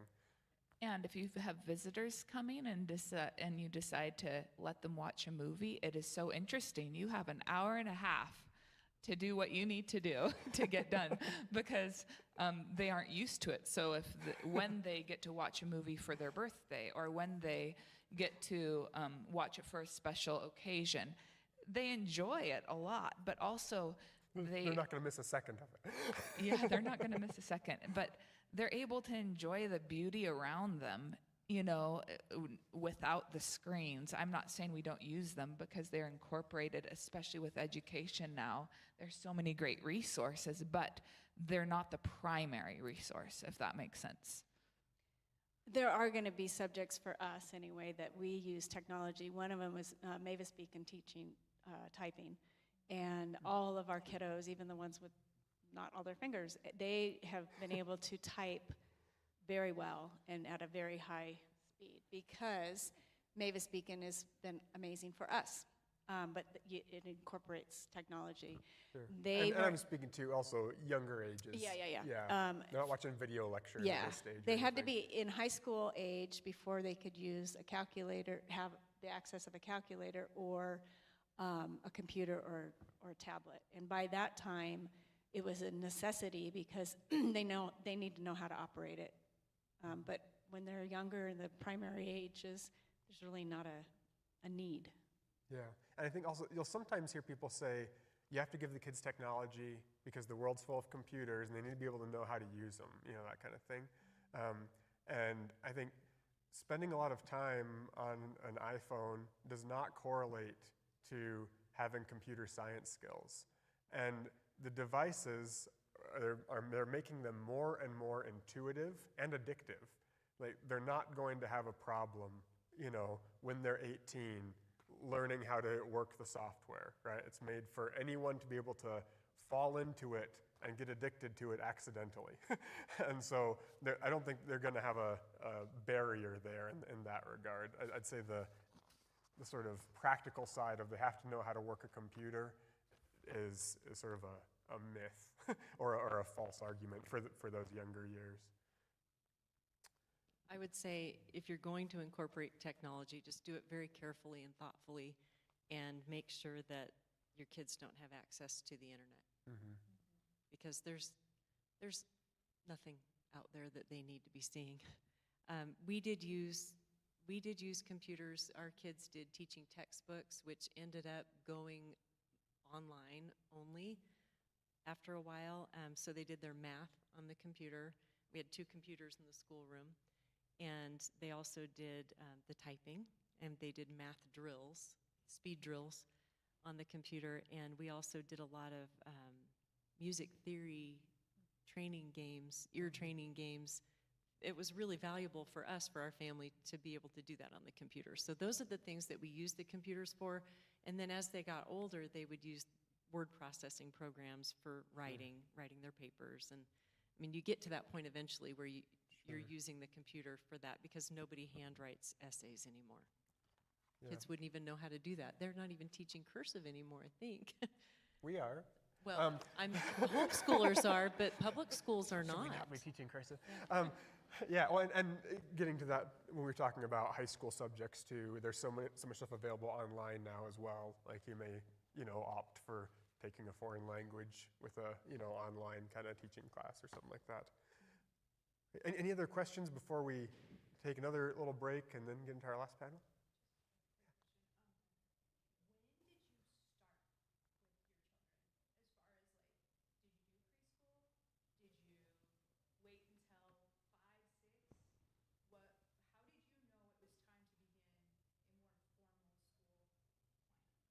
Right, so the question is, at what age do you start sort of the more formal schooling? Are you starting them early on, like what would be preschool age, or waiting till later? They could be 7, when Idaho requires them to start getting an education. That's we had to, we're like, sorry, we want to let you play. The state says, we've got to teach you something now. I think starting a little later on formal education is probably better for the kids, but you are teaching your kids from the moment they're born, and it's just kind of natural. I mean, you're teaching them their colors and their shapes. That's preschool, teaching them letters. And I have an interesting story, actually. Our oldest daughter went to a private Christian school for the first 2 years, and it was because I got scared when I had always felt called to homeschool, but I got scared when it was time to do it. And so I enrolled her in the private Christian school. And when I took her in and we had our first parent-teacher conference, I was really, really scared, nervous. She was the youngest kid in the class, and the teacher, I said, how's she doing? She's the best reader in the class. She was already reading before she started kindergarten because we had just bought workbooks and had started doing these just very gently. She was probably read to a lot. She was read to all the time. And so I didn't realize how much I had taught her. It does not have to be, we're going to sit down for an hour and a half. And it was 10 or 15 minutes here and there. And she knew how to read before she started kindergarten. So, but it was fun for her. It wasn't a rigorous academic program. So I think in those early ages, you can kind of let your kid be your guide.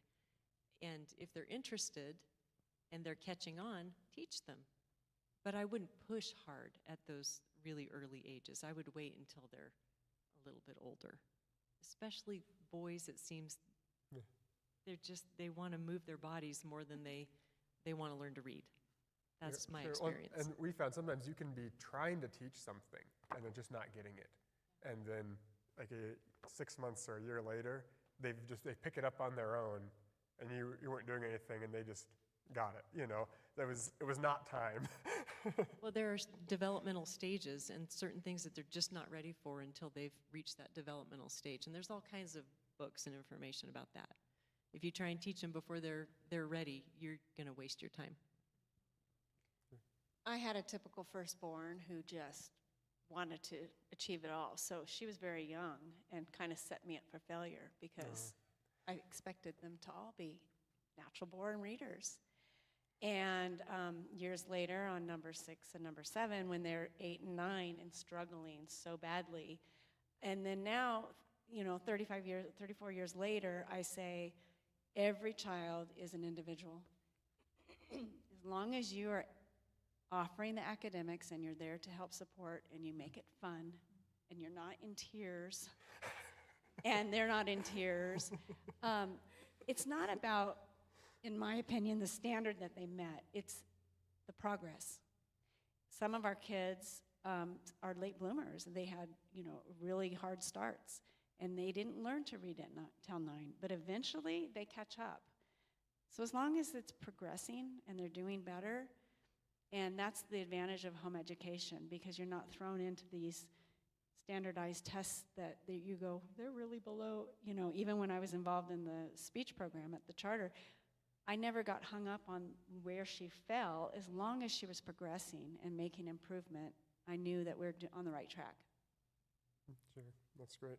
Yeah, we had one of ours with verbal skills so early that it threw me off. for the next several kids. I'm like expecting them to speak in complete sentences at one, you know, like, hey, come on, what's the matter? All right, great. I think we will wrap this one up. We'll take another, like, say, 10 minutes and then gather back in here for our last one. And let's thank you to the panelists again. And it'll be our same here panel of moms for the last round. So you can look forward to seeing them again and ask any more questions you've got.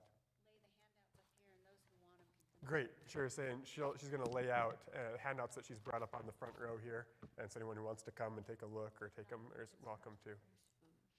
Yeah, and there is, of course, there's still the food and the coffee in the back.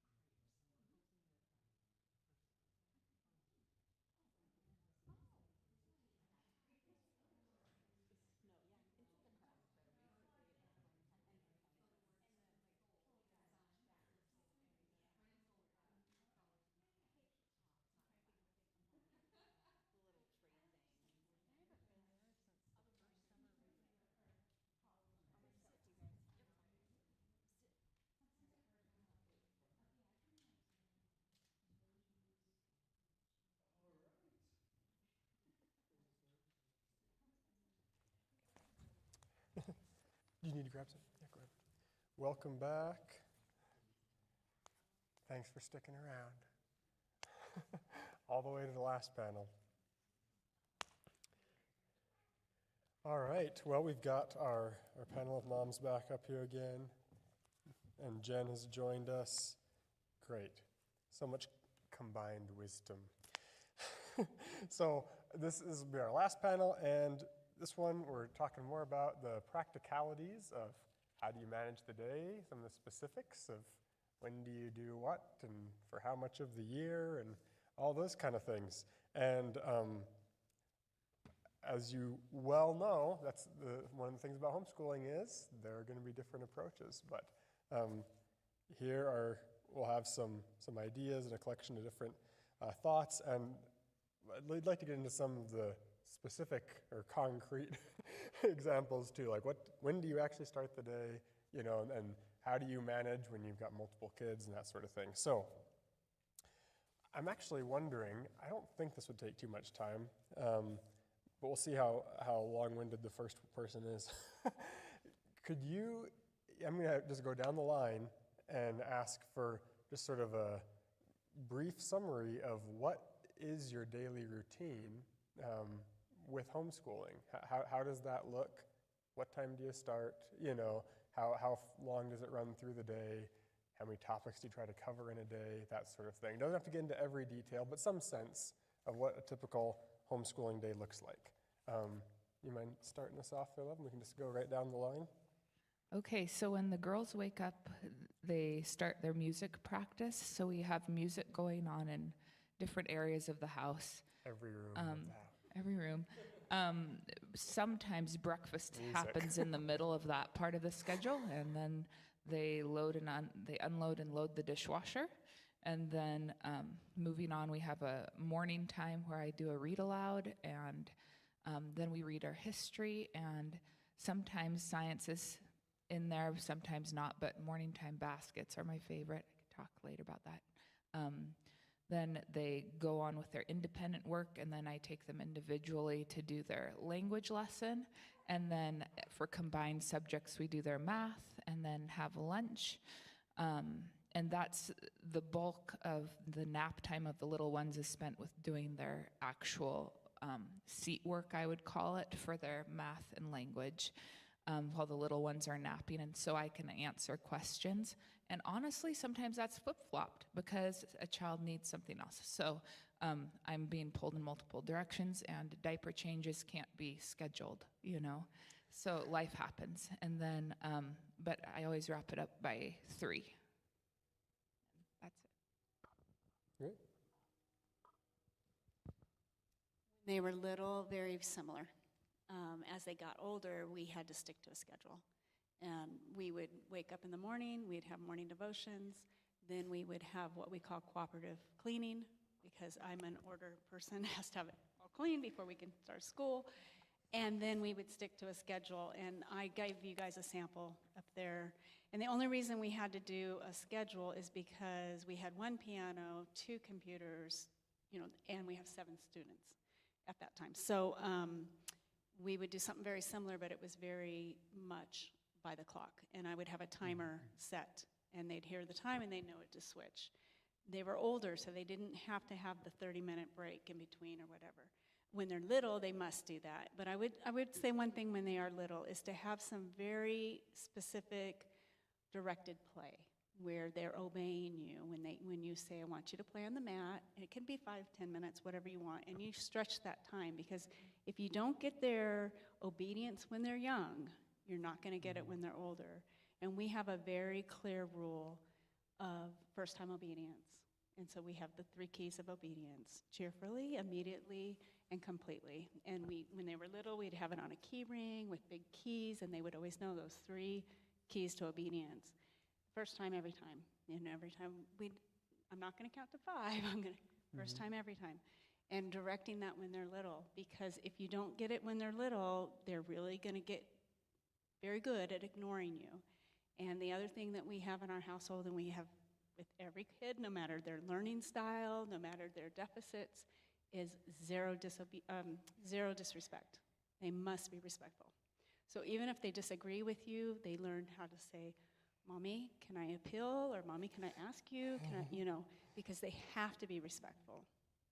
I also brought you guys, I didn't really know what the group would be, but one of these, that's an example of when they're really little, we start with, give me 5. Eyes on Mommy, listening ears, lips closed, hands folded, sit still. You get the 5. And again, when they were little, this would be on a poster with a big hand, so you could say, give me 5. And I do it in our little preschool room, and they're 3, some are 2, and they learn. We crisscross applesauce, just the real basics. And if you need, I would say you need to do that every day, at least a little bit, so that when you speak to them in public and you say, hey, Johnny, give me 5, they know exactly what that means. You don't want to teach under pressure. You don't want to teach when there's disobedience. You want to teach and get that in them when things are going well. So zero disrespect and immediate obedience, I think, is really important, way more important than academics. Yeah, that's great. I had another question on here about discipline, so we may come back to it, but one of the things I've thought as far as the warnings and everything is what you allow is what you allow, right? If you're going to let them disobey 3 times before they actually get disciplined, then that's what you allow. That's the rule. Yeah. Apart from what you say, you might say, do it the first time, but if there's no consequence and you allow it, and we use positive that's what you allow. parenting. So when they're learning those skills, if you have a kiddo that's never experienced that and they're 6 years old and now they're in your home and you have to teach that, they learn really quickly, especially when you have positive reinforcement. And the minute they obey, you reward that. So I know that it can be done. It's a lot of work, but man, is it worth it. Our line is obey all the way, right away with a happy heart. Yeah, same theory. I don't really have much to add Sure. as far as schedules go because very similar.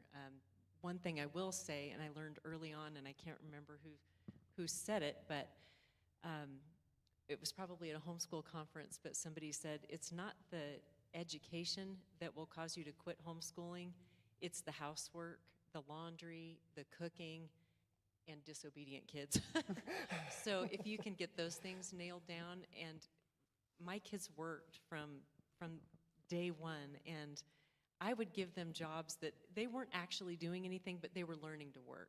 They weren't actually cleaning the baseboards, but man, they knew how to dust them. Anyway, but we did chores every morning. Along with our devotions, we did chores before we started school because I wanted them to do morning chores, and then they had to do evening chores too. Because the house will be a disaster if you don't, and they need to learn how to do it. That's just part of growing up. You need to learn to do some of these things on your own. They did their own laundry at a young age, so it was just part of our routine. But those are the things that'll kill you in homeschooling. I don't have too much to add. My schedule was a little more loosey-goosey. I didn't have, especially in the younger years, we just when they were really young, I still worked, so we had to be done by 2. So we did have okay, from the time you wake up to 2, this is what we have for our school block. But I think in the younger years, it only takes a couple hours, an hour at the most for little years. But as they've gotten older, they know they need to get their school done. In high school, I'm more hands-off, so I'm correcting papers and kind of helping with scheduling, but they kind of really do most of their own work. But with Bella, we do our devotions, she eats breakfast, and then we kind of go through our subjects, and I don't really have you have to be done by this time. It's just when we get done. But I think the beauty of homeschooling is we found at a season that it was really hard, and by the end of the day, they just hated doing history. So we would say, okay, well, we're not going to do history during the school year, but then during park time in the summer, we're going to sit down and we're going to read through our history books. And that was something that they loved to do because they could listen to me while they're eating their food, and then they went and played, and it was a positive thing. So the nice thing is structure is good, but everybody has their own thing that's going to work. And we might have a dream of this is my homeschool dream, but your kids that might not be their thing. So you have to go change the dream. What is my goal is to help this kid love education, and so my dream might not work in that. Sure, and I'd say too, I know with our family, we've had nursing babies pretty much our whole married life, though the stages change even within that, right? It's a lot different with the newborn versus as they're a year and a half or something.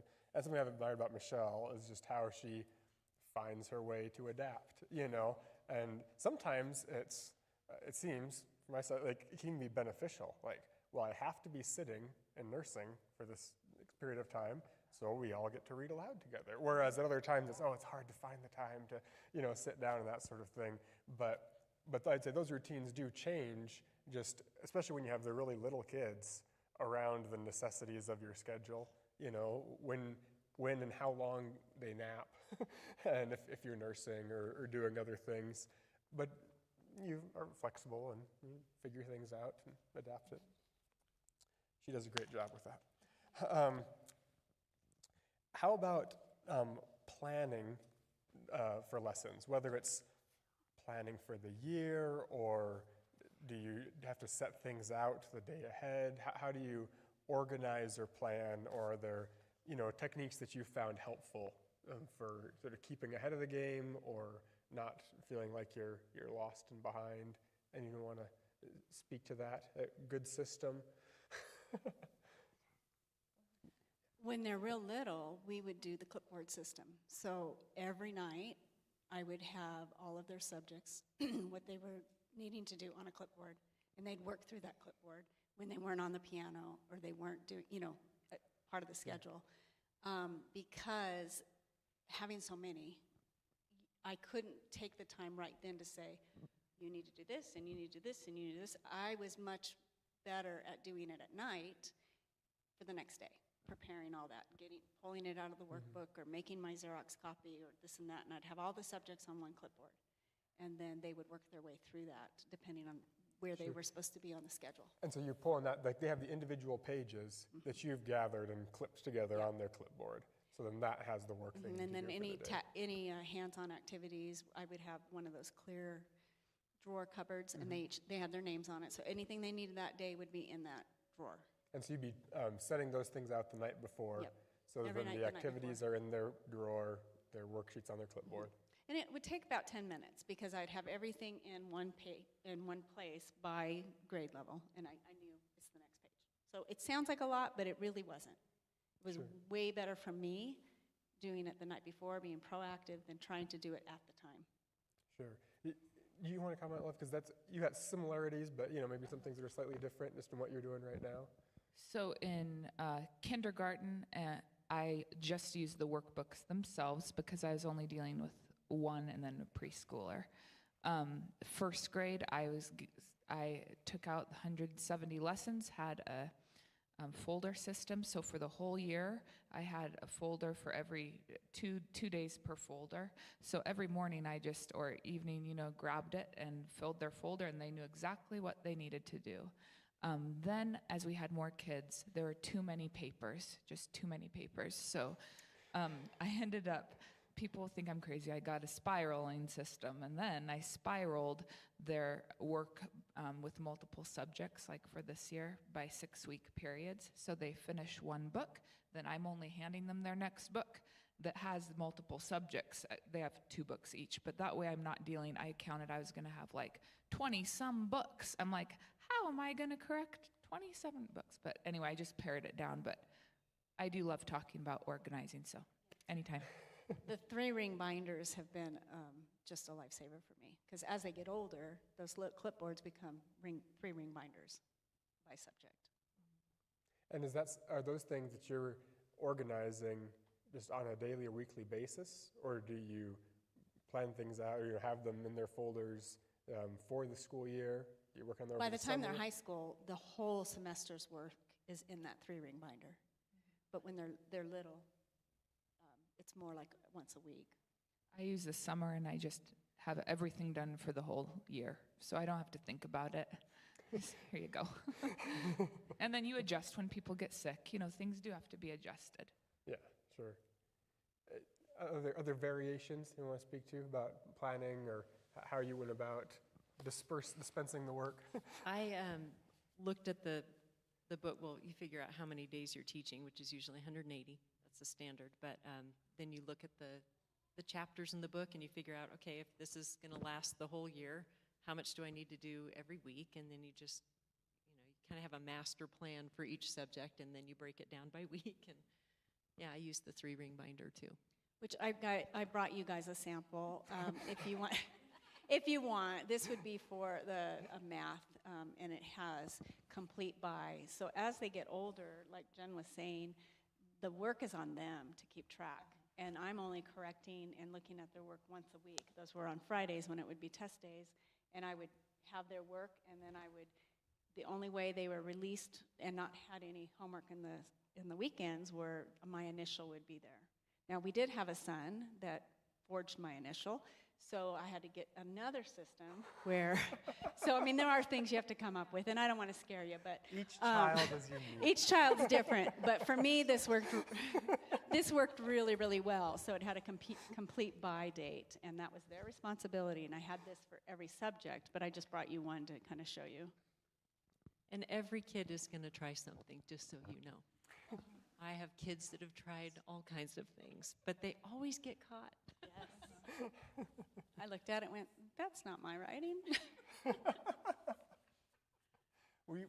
There have been similar experiences. Anything you want to add to that, Jen, or different take on that? Okay, great. No, I mean, no. Yeah, taking time. Yep. Yeah, we are. We want to push toward the end just because of our faithful childcare volunteers. But talk about the year's schedule. Like, how many days a week do you teach? You try to get it all done in 2 days? You take a whole week? You know, do you take the summers off? Or how does that work?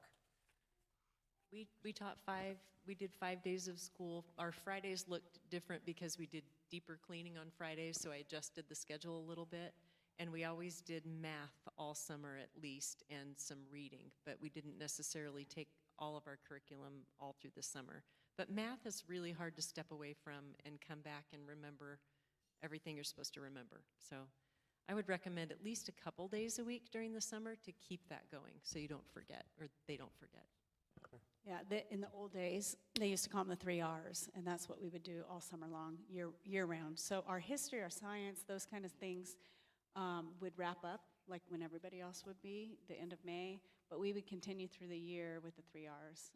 And we, during the summer, would do Monday, Wednesday, Friday, so they would have Tuesdays and Thursdays to themselves, and that would only be in the morning. They'd be done by noon. So they still felt like they had a vacation.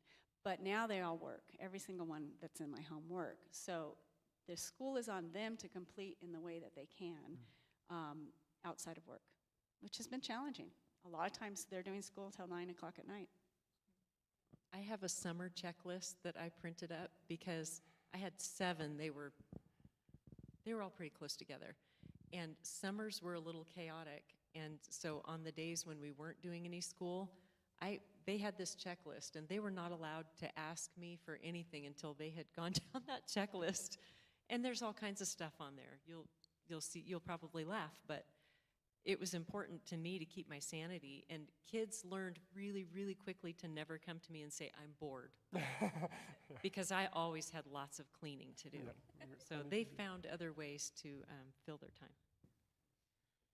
So we do a 4-day school week because I need Fridays for sanity and cleaning, just to be able to do what I need to do. And then summers we take off, apart from they each have a workbook in the summers, so they're required, we haven't started this yet, but they do a page or 2 every day just to keep their brains awake. Or if I say they don't look busy, they can go do some pages.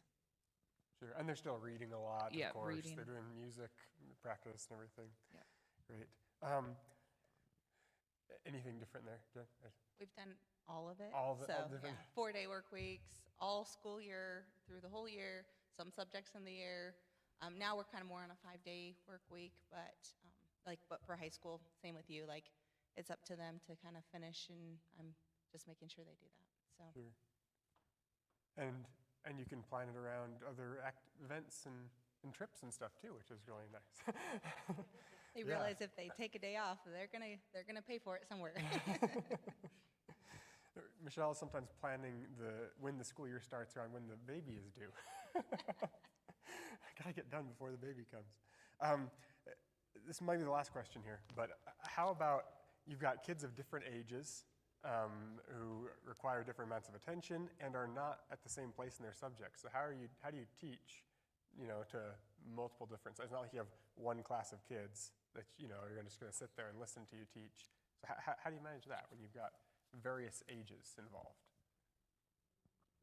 For me, I like to pair them up as closely as I can, and I've had the advantage to do that because their levels will be close enough that maybe it's a little down for them and a little up for them, but it's good enough because if I can get So, two in a Sure, pairing them so that the kids closest together are grouped together Yeah. for a subject. And I learned as they get older to, for instance, the easy grammar, don't get 6th grade, 7th grade, get junior high. Because sometimes they get hung up on, hey, but I'm older than you are, and their skills are different. So we don't go by grade, we go by level. That's one thing I do. The other thing I do is when there's a big enough span, I use the buddy system. So they can get some high school credits by being my TA. And that has been very beneficial. So if I have a struggling reader that needs more time reading, I'll pair them off with a older kid. You're nicer than I was. I didn't give them any credit. But they had to sit and listen to a younger sibling read for 30 minutes a day. That was just required. Yeah. I know, like, when I was in high school, my mom had me teach science to my younger siblings. And that actually was really good for me because when you teach it, you know it better. Yeah. And so that was very helpful because there's a bigger span for us. Like with Reese and Isaiah, they're close, but they always did their, math and language separate. But then like histories and sciences were always done together. So I was just teaching one history, one science. And even with Bella, when they were in junior high and lower, like she would just come into that with us. And so I was teaching essentially history and science to everybody. And, obviously Bella's not going to catch what Reese is going to catch because she's, 7 or something like that. But just being there was good enough. Now, and I knew at some point when they're in high school, they're going to be doing their own thing, and then I can kind of more intensively teach Bella science and history. So. Okay, if I answer too? Yeah. Okay, so when you have little ones, when you're nursing and have a toddler, and then you have a grade schooler, what do? There is a lot of reading that takes place in our house all the time, just all the time. We read a lot, and everyone gets something out of it. The little ones can color while you're reading, and the older ones who are not old enough to be answering questions, maybe they can be coloring something similar to what you're reading or tell you what they think you've read about. If you have an older sibling, you can have them retell the story to the younger sibling, and that's getting everyone engaged. I have our morning time boxes, I call them, where each day of the week I have a different set of toys that the younger ones can play with only on that day of the week. So they have a special set of toys that's new to them. They don't get to play with every day, and they don't get it all day. But if I need to really be doing something, sometimes I will take that special box out on an off day just to have a special item where they can be engaged in something for them, and that helps a lot. You'll find that I love watching Bethany or Kate be doing math and having Anna Noel sit beside them, and she's learning how to write her numbers. And, that's appropriate for her age. So it's really a family sort of thing. But one thing I would say is that whatever works for your family, make sure that you are dictating the schedule even if you're giving your kids the ability and autonomy to do some of, they work and they're finding the time to do their schoolwork, you still be the parent. Don't stop parenting because it's school time. We don't get to clock out.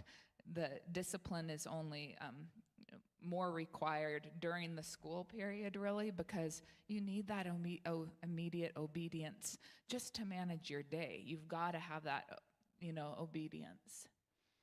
That's Very something good. helpful. Yeah. Well, I mean, we could obviously get into more and more details and go longer and longer, but we are already a bit over time. So I'm going to wrap it up there. And I don't know if any of the ladies will be able to linger afterwards. You can catch them if you had other specific questions. But let's just give them a round of applause, too, and thank them for today. I'm going to set this stuff up there. Help yourselves. And thank you all for coming. You can retrieve your children.